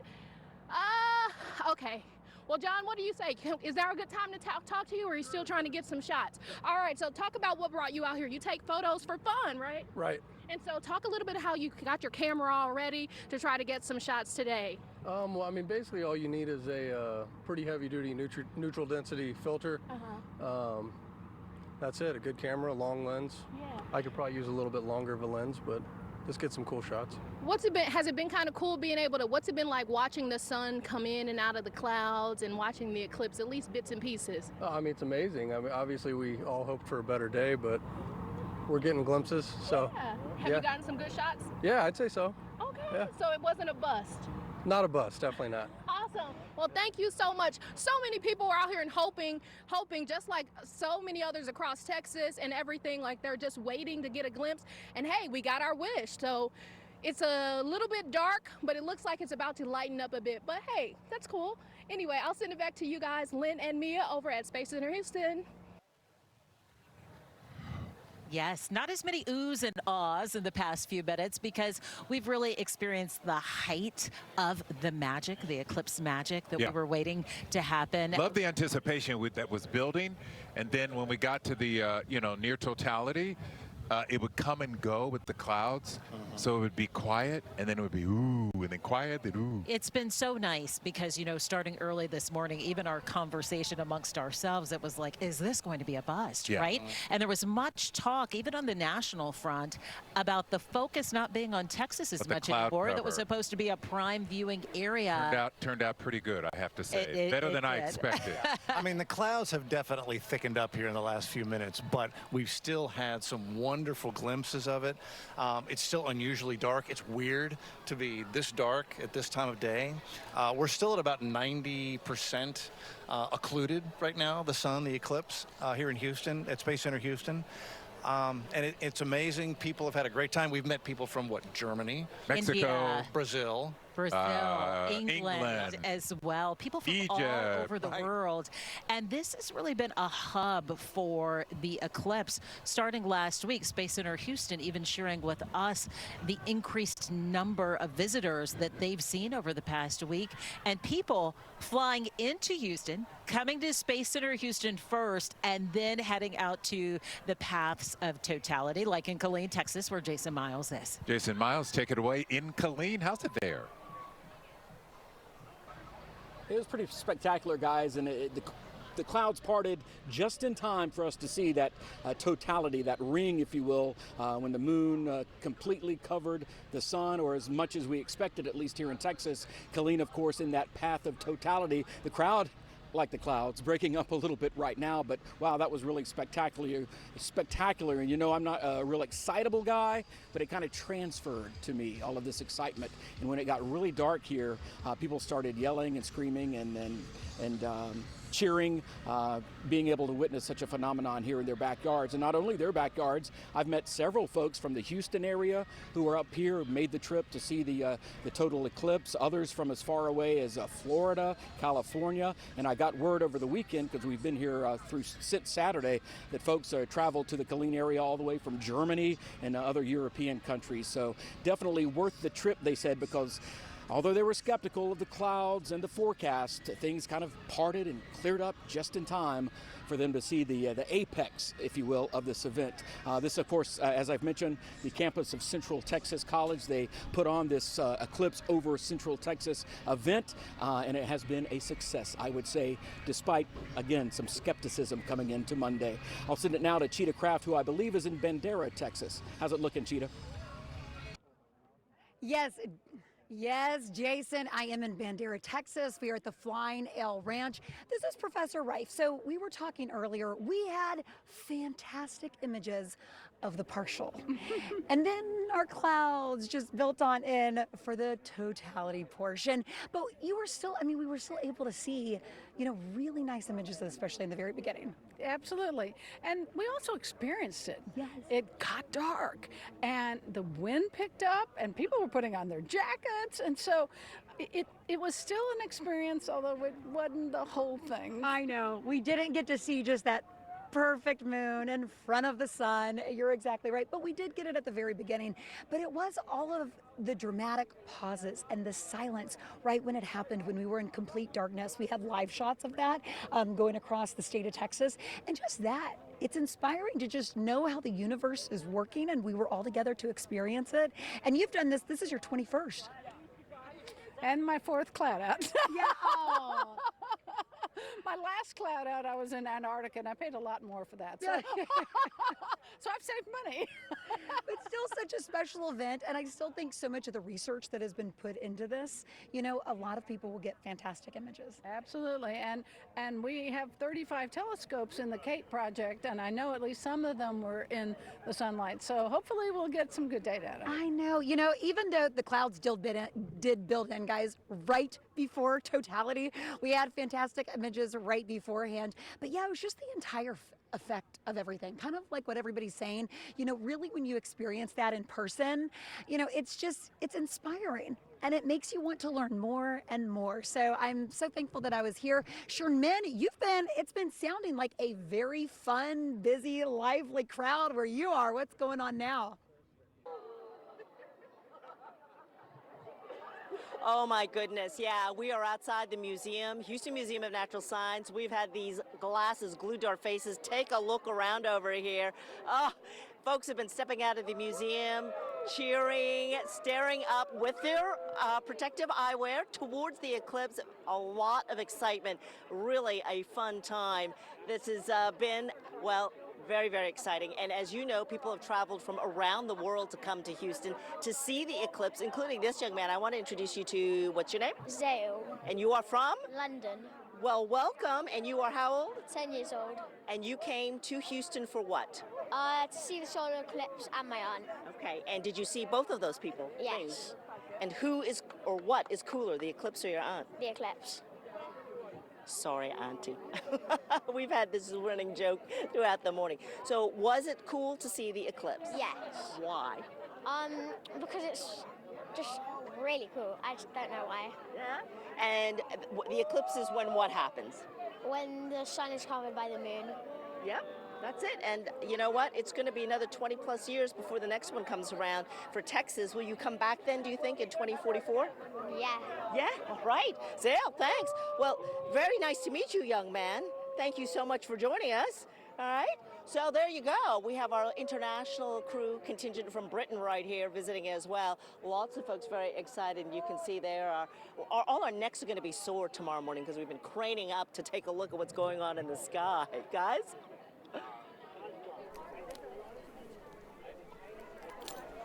Closer, guys. Come close. All right, Sherman, thank you so much. All right, welcome back to Space Center Houston as we wrap up our coverage. Oh, it's been really exciting. You guys have been enjoying this? It certainly has been special, even more special, having expert commentary to walk us through it all. Okay, we got to get your reviews.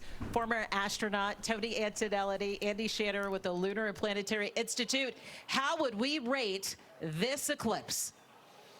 This getting to spend today with y'all and all the folks that came out to Space Center Houston, this was my #1 favorite eclipse. Awesome. All right, we can get with that review. Andy? I'd have to echo that. This is I think the third eclipse I've been part of, and even though it was cloudy and the other two weren't, this is great. It's amazing. This is awesome. It was ideal. It Yeah. couldn't be more perfect. It was than awesome. that. And thank you all for joining us today. Yes, and the weather worked out. It's been a beauty, Ron and Breka. All right, thank you so much, guys. Eric Bittner from U of H, our physics professor who was giving us a little enlightenment on today's eclipse. They were asking the people out there, how would you rate this eclipse? Well, I think the supporting cast got in the way. The supporting cast? You're talking about the clouds. The clouds, Yes. absolutely. Yeah. There's nothing we could do about that. But still, we got something. We got something. We went outside just briefly. We caught that little glimpse. And everybody was, well, this is spectacular. Yeah, we went out outside the studio just a few minutes ago. We put on our glasses, and I mean, clouds were pretty thick for a while, but there was about They got 5 seconds. little There was about 5 brief, seconds. yes. I got to see a little bit of a But what a eclipse. moment to have so many people just stop in the middle of their day to watch this together. That's I think exactly that right. that effect in being with everybody else is. Okay, this is Illinois right now that we're looking at. Okay, so they are almost there. So they are in the path of totality, right? So this will be, that's pretty incredible. I mean, there's 15 states in the This is path. Carbondale. Okay. And the very last state will be Maine. Aha. We'll get to see that. And my This is their collaborator 4 in minutes of Montreal. totality. And again, we won't see this for another 20 years, unless you go traveling around the world. That's about right. So here in Texas, we'll see another one in about 100 years for totality. There'll be other. There's, like I said, there are eclipses that occur someplace all the time, every 18 months or so. The next one. And most of them are over the water. Most of them are like out in Antarctica, Middle of nowhere. Middle of nowhere. Nobody Yeah, lives. yeah. The next one I might get to see is actually will be on my birthday on September 23rd, 2023. But you have to go to Antarctica Antarctica for that one. So, Yes, you'll have to travel. It won't be the Great American Eclipse. No, it'll be the Great Antarctica Eclipse. All right, I think we're out. Is that right? Are we running out of time? Did we eat up all the time?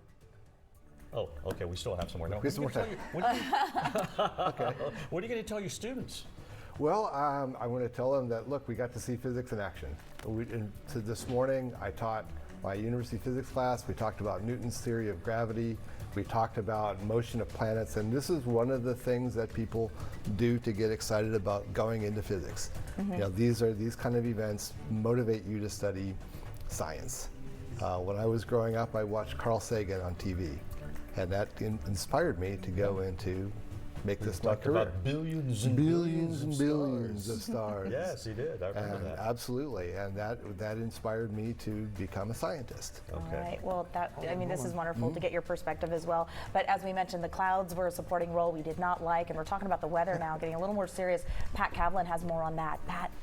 Yeah, we are watching a storm, a really feisty storm just to the north of the city. We're going to start with our wide shot first, just to give you an idea of what's going on. Of course, we've been watching the eclipse. There's totality moving across the state, but it really has not hampered this line of storms that's lifting to the north of the city right now. So Houston and points south, you're fine. It's areas to the north where we have some very strong storms. These are just below severe limits. One right now just to the east of Brennan here along 290. A tremendous amount of lightning with this. Probably probably seeing some small hail, but again, nothing severe warned at the moment. And then it's this one up here in between Conroe and New Waverly, just to the east. It is showing some signs of rotation. Again, not warned right now, but the National Weather Service is watching this like a hawk.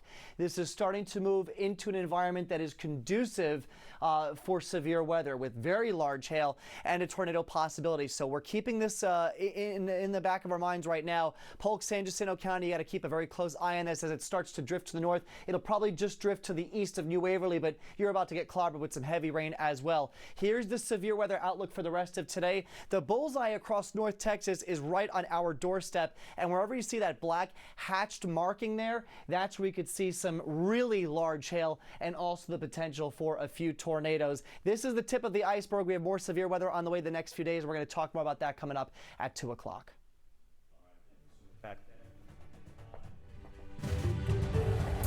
Right now, Carbondale, Illinois.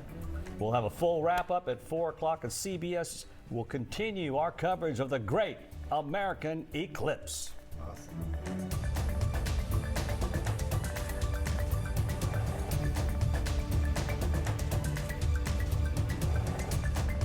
Spot, because it is the crossroads of America for our total solar eclipse, are thankful, they're excited, and you see them right now. They have their cameras out, they're yelling.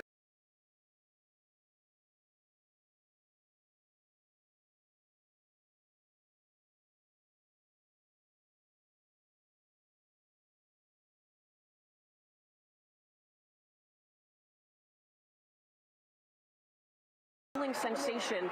And now, while we're in a stadium with thousands of people, we know that scientists are working to study the different animals and other things happening in the natural world right now, as we are in 4 minutes and 9 seconds of totality. You know, one thing also, Marie, that I've been thinking about is we are in a football stadium. We are in a place where, you know, during the fall and into parts of the winter, it's us versus them. There's always, we want to get them. But today we are Americans, we are humans, we are taking in this experience that is unlike anything I've ever seen. What you're looking at is the total solar eclipse, the outer layer of the sun, the corona. And as we've been talking to experts all day, it is a very active sun. So you see the flares, you see the kind of little streamers coming off the sun. It almost looks like it's not real. I know it does. It's an out-of-body experience for sure. What else makes Carbondale so special specifically in this year is in 2017, it had the longest time of totality, well into 2 minutes, which made it really special. That was the longest point for the entire path of totality. This year, it's not quite the longest, but it's still almost double that time, that 4 minutes and 9 seconds. So we're really getting to luxuriate in this experience of looking up at the total solar eclipse. In this community, for sure, lucky, thankful that they're able to get 2 in 7 years. We will not have, though, another total solar eclipse in southern Illinois, here in Carbondale, for at least 300 years. Our friends watching Chicago, they have to wait until the year 2099. Of course, as you've been hearing all day, there's a couple coming as we head towards 2044, 2045, but it's nothing like this, because it's not just the intersection of it going from Texas all the way to Maine, but it's also during a period where the sun is so active. So we are seeing things as humans, as spectators, that no one's really ever seen before, but also the scientists taking advantage to study it. Albert, you're the meteorologist, but I can't help but notice we had some real gusty winds as we led up to totality. Now we've got a slight breeze, but it seems calmer. It's calmer. It's also cooler. About an hour ago, when it was full sunshine, we were in the low 80s. We're now in the low 70s. So, yeah, it feels cool, and everyone is enjoying it. You just see folks with their phones out. They want to capture this moment, something that they want to have in their pocket, want to have on their computer for years and decades to come. Oh my gosh, and I'm glad I'm sharing it with you. This is an incredible experience. Likewise. The folks here at Southern Illinois University in Carbondale, it's a small community, around 25,000, so welcoming and so excited. The restaurants and the diners that we went to, just on fire, excited about what we're seeing right now. It's true. And talk about that excitement. I'm starting to see that light at the horizon get a little bit brighter as we near the end of our totality here in Carbondale. So our eclipse coverage will continue, but some of our CBS stations will be leaving us as totality moves north. And welcome back to this front row seat to majesty. There are more than 50,000 people here. And look, you could hear a pin drop. Oh my gosh, you really could. It's amazing. We're with the Messerschmitt family. And how many eclipses have you seen? This is my fourth, his fifth, his sixth. And for the three of us, But I don't want to take off second. my glasses because Not what are yet, we going I know. to see? It hasn't come. What am I going to see before the total eclipse? The diamond ring is the final piece of light that will shine through, and it almost looks like an engagement ring on the side.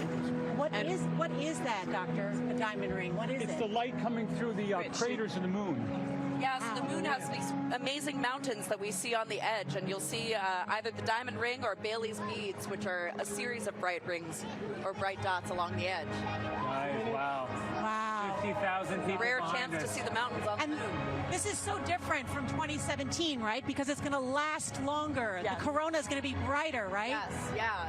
The sun is more active now, so we'll get a bigger show. Oh, listen listen. to that.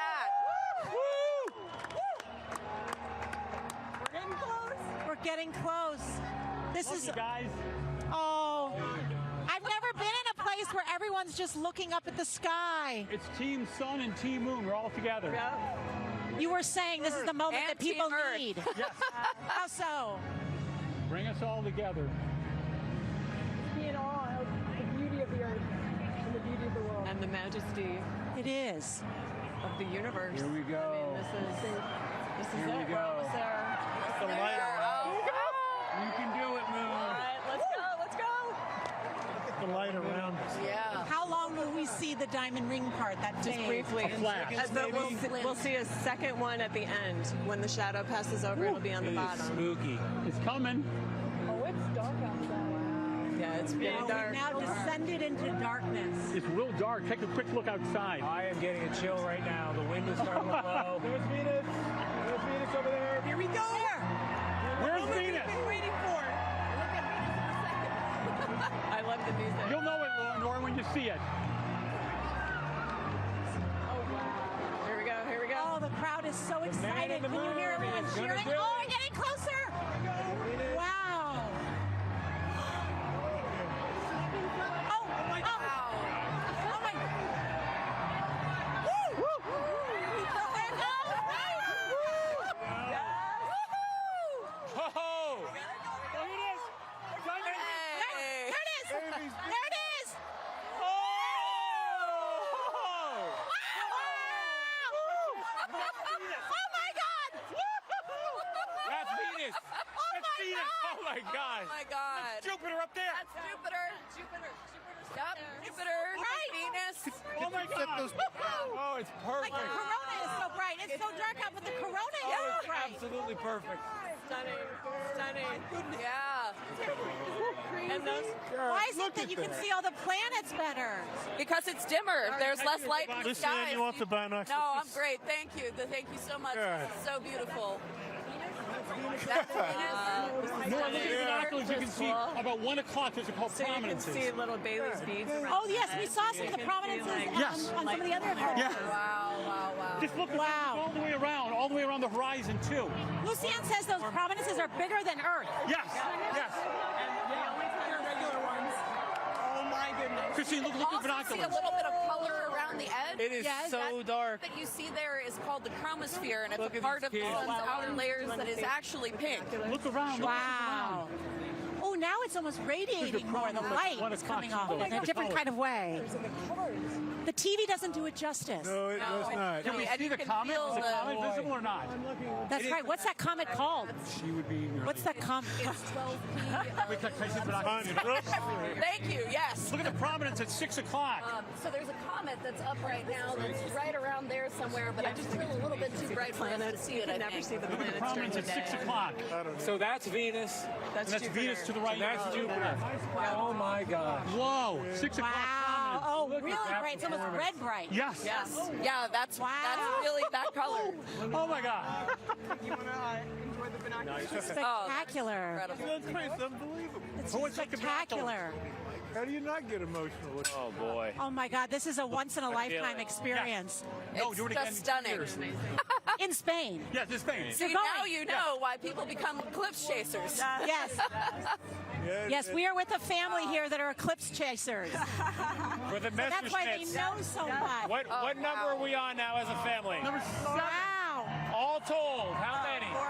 We have to do some math. Look at the prominences. Is the sun coming? Why is that prominence so red like that? It almost looks like a red flashing light. It's a form of radiation from hydrogen that is in the red part of where your eyes are sensitive to. Oh my gosh. It's a specific energy of light that hydrogen emits.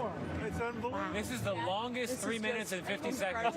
Will it ever come back? It feels, Lucian, are we sure? It feels almost 20 degrees cooler. But maybe Yeah, because the sun is no, it's incredibly cool. And the wind is almost It's so stopped. still. You can see it getting light on the western horizon. Yeah. Do you see the dawn all around us?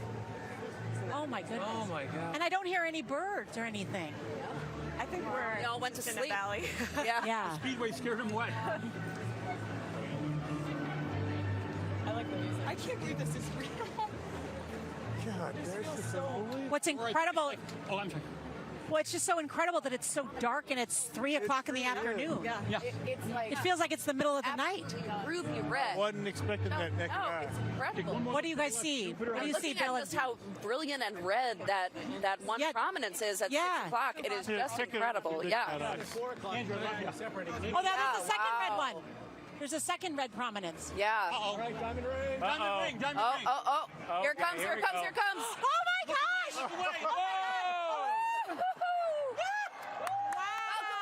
He came back.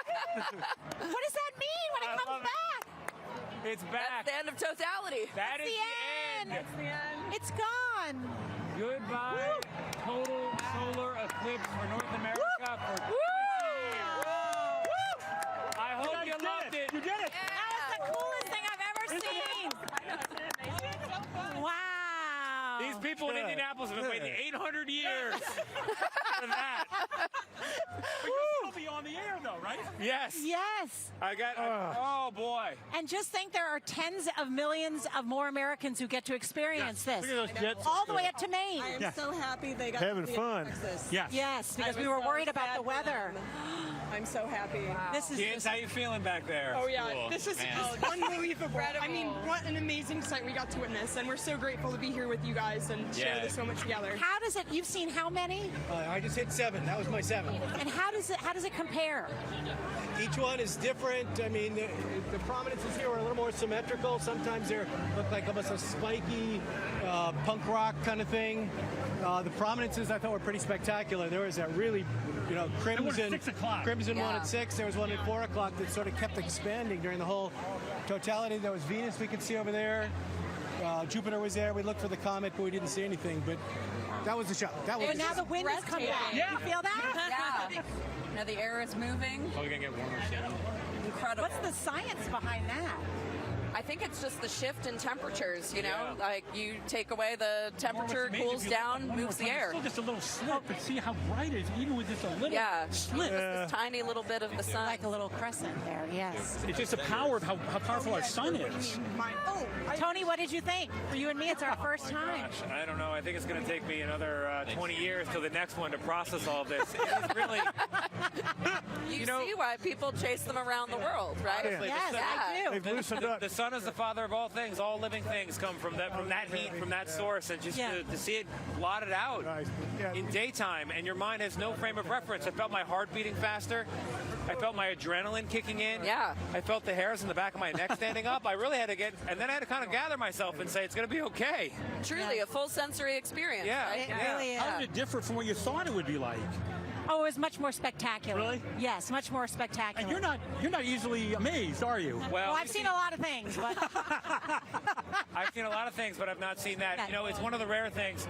It's like the ocean. It doesn't fit in the lens of a camera. Right. Yeah. You have to see it, and every time you see it, it's bigger and grander than it was the last time. It's more awesome than you can even remember, and I feel like for people who've seen it multiple times, that's the sensation. It's like I knew it was going to be great, and it didn't disappoint. Yeah. well, thousands of people have converged on downtown Cleveland for the eclipse, and they are about to experience what we just experienced here, totality. And CBS's Dave Malkoff is there. Hi there, Dave. Dave, you're in for a treat. I know. Yeah, I can't imagine what you guys just went through. We are with Captain Steve Bowen.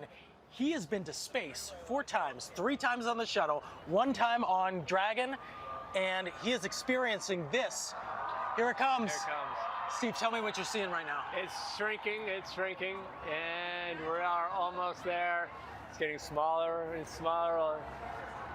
It's just This is a little incredible. tiny sliver. There it is. You're starting to see the little glimpse. And there we are. This is the very edge of it. This is We're it. seeing the There you sparkles go. You actually see over the edge. There it is. Of the sun. Look at the ring. Look at the ring. There you go. Wow. Captain Incredible. Bowen, that's incredible. Isn't that amazing? Unbelievable. Look at that. When you sit there in the cupola and you look down at Earth and you realize how fragile the whole place is, that is a moment that's it. You have that no one else gets to experience. We get to experience that now. That is amazing. It is absolutely unbelievable. There's nothing like it. It is. Look at this. Look at the darkness. Is this a This is bit incredible. of what you get in the cupola? Absolutely. This is just incredible. Look around. It is unbelievable. It's nighttime here. It is. Look at We're that. looking at the edge of the corona. These prominences that are coming off, you almost have to worry about the solar space wind weather. that is space coming weather. towards you Yeah. because you're unprotected. Right. So except what for you're the- seeing there is it's obviously going out from the sides of the sun, but there's, the sun's a sphere, so it can come towards you as well. But it gives everybody a sense of what you're seeing. And if you look, you see that lower corner there, there's obviously an ejection that's pretty brighter than everywhere else. Yeah. And that's what space weather is when the sun ejects mass and energy from the sun itself. And that's what that little bright spot is. Isn't that incredible? That's And amazing. the one thing that can protect you is a bubble of water sometimes around. Yeah, bubble water and the Earth's magnetic field is the biggest thing. But when you're in space. Yeah, we have the Earth's magnetic field where the space station is. We're only 240 miles high. But when we go to the moon, we'll be moving outside that area of protection. And that's something really important that we have to take into account as we go further and explore deeper into space. But that's incredible. Look at that. It is absolutely amazing. These prominences that are coming off of here, they look like wispy edges, but those are way bigger than the Earth is. Oh my goodness, yeah. the sun is gigantic. That's something to keep in mind. And there's a lot of good NASA websites that will explain the sun's science, Helios, and they actually have space weather predictions. So we can see this. It doesn't get here. It doesn't travel at the speed of light. What we're seeing, that happened 8 minutes ago. 8 minutes ago. That's eight minutes away. Right. So that's with the sun. Obviously, the moon is not that far away. Yeah. But that's traveling at the speed of light. The actual energy is traveling a little bit slower, so we can actually forecast what that impact is going to be on Earth. The moon is not a pool cue. It's not. It's actually got bumps on it. It does. So when the sunlight goes around it, we're going to actually see what? Well, so we'll see little tiny, as it comes back out, you'll see the little prominences, like sort of a bubble. Well, we got to head back, but thanks you so much for joining us. Steve Bowen, we're going back to you.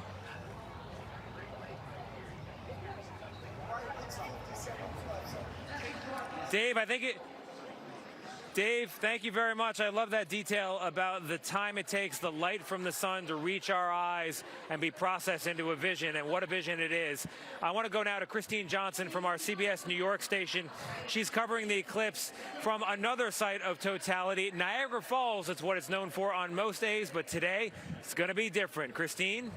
We do see some breaks in the clouds, and the sun and the moon have been teasing us sporadically throughout this past hour. We have been able to see some of the eclipse, some of the moon blocking the sun at first contact, but right now, unfortunately, as we approach totality, it is very cloudy and we do not see the sun, but you know what? Still, you can still feel the air getting colder. Oh my goodness, it just got really, really dark here. Everyone is holding up their phones. Everyone is, you can hear the crowd. They're cheering. So it's like night, it's like dawn right now. What a strange feeling this is. And the crowd is reacting. This is such a magical moment. You feel it in every sense, in every cell of your body, because it's like somebody turned the lights out. Let me bring in this family that we have here from Atlanta, Georgia. They traveled here all the way from Atlanta, Georgia, and this is actually Audrey's second eclipse. Audrey Seconal. Oh my gosh, you just experienced, we're in totality right now. Tell me what it's like to experience this with your kid. It's kind of overwhelming. We're with all the cloud cover, we don't really get to see what I had seen in 2017, which was this burning white ring in the sky. But it's still like, you can feel the awesomeness of nature. We can feel it, right? We can't see it, but we can feel it. You can feel it. What does it feel like to you? I just feel like the connection of the whole universe, sort of. Look behind us, Audrey. I mean, you just can feel see so... the lights. You can see the breaks in the clouds and the colors. Girls, what do you think of these colors in the sky? They're just so magical. Right? I mean, we're in the dark suddenly. How did that happen? I don't know. I don't know either, but isn't it a great feeling? Yes. So, Dad, tell us, you guys traveled all the way up here. You weren't able to experience the first eclipse with your wife, but here you are today with your girls. Correct. This is bone chilling, like the feeling of like out of nowhere, it goes completely dark like this. It's amazing, and now you can see a little bit of a sliver of the sun, right? Oh my goodness!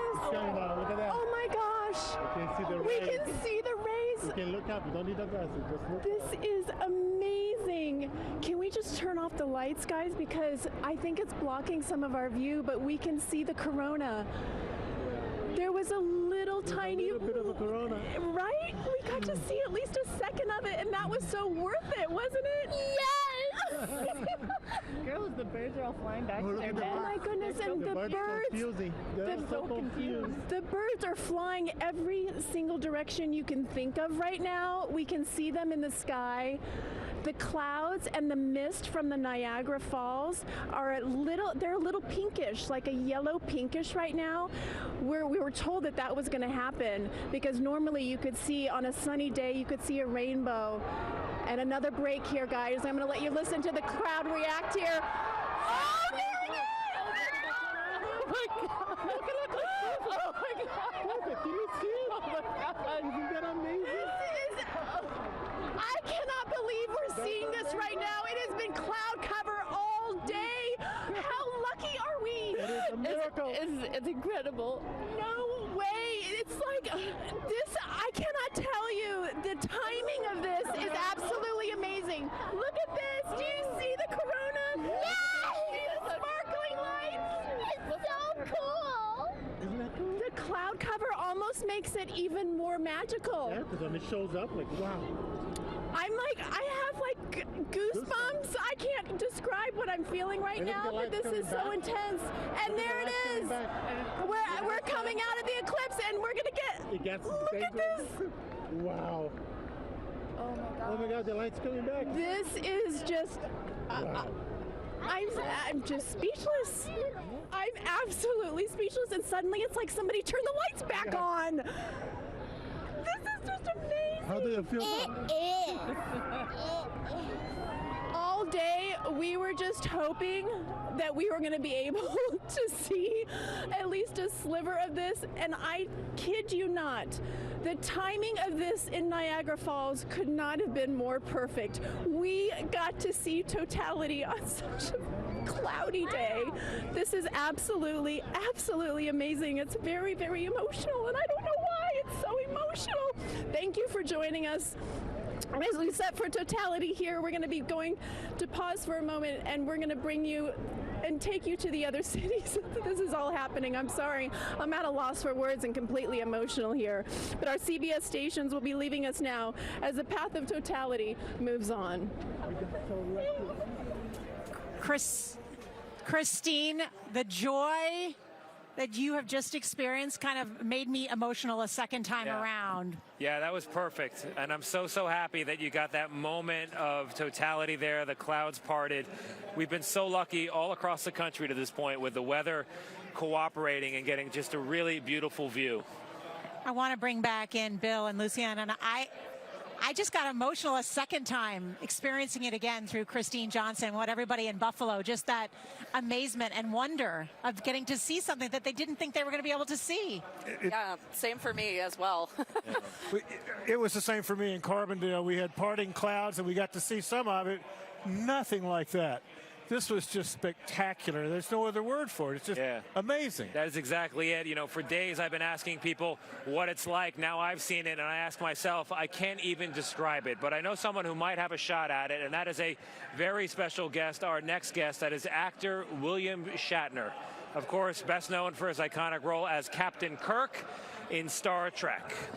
In 2021, Shatner went to space aboard a Blue Origin capsule. He's watching the eclipse today in Bloomington, Indiana. And Mr. Shatner, what a delight it is to speak with you. Tell us what you saw and experienced today. Well, there were a large group of miracles that happened, and you can only ascribe it to miracles. It rained. I'm in Bloomington, Indiana, and it rained here this morning. The forecast is rain tonight. Perfectly blue skies, crystal clear, not even the high cirrus clouds.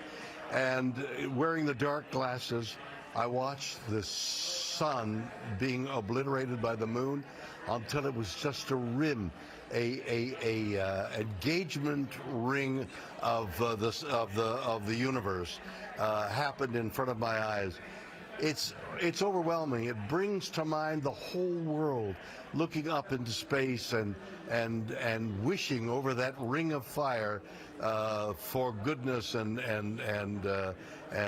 success to our world, both the individual people and the fact that we will care for our world even more assiduously than we have been in the past. Yeah, you know, there's at least one record, Mr. Shatner, in recorded history of warring armies laying down their arms when an eclipse appeared overhead. And there is some hope that by all of us here, by the tens and the millions, watching that same sun and moon rendezvous in this particular way, we might be reminded that we are all one people on one planet. What was the experience around you as you took in this wonder, and how does it compare to the many other wonders you've had in your life, like going into orbit on that Blue Origin rocket? Everything's, if you have the right bent of mind, everything's a wonder. Everything is awesome. Just living is awesome. To see that ring and to hear the. I'm at university. I'm at Indiana University with a lot of screaming school people, and they're all excitable. The hush when that sun was shadowed by the moon, that hush over this tens of thousands of students was enormous. It's the kind of performance that you wish you could give and have that effect over an audience of that size. It was magical moment in time. It's something I will never forget. It becomes part of the mystery of the universe. Things are happening out there that we know very little about. We see through the Webb telescope the miracle of nature. This was a miracle of nature nearby. Mr. Shatner, thank you very much. That does put it into the proper context. To everybody who can hear my voice, I hope you saw that eclipse today, or at least part of it, because it was a beauty, and we have a long time to wait until the next one. In fact, the next total eclipse to touch a small part of the U.S. will not be until 2044 and 2045 for a widespread one. It's going to be some time. That does it for us, for all of us at CBS News. Thank you for watching, and our coverage will continue on CBS. Billy Joel, the 100th, live at Madison Square Garden in 6 days on CBS.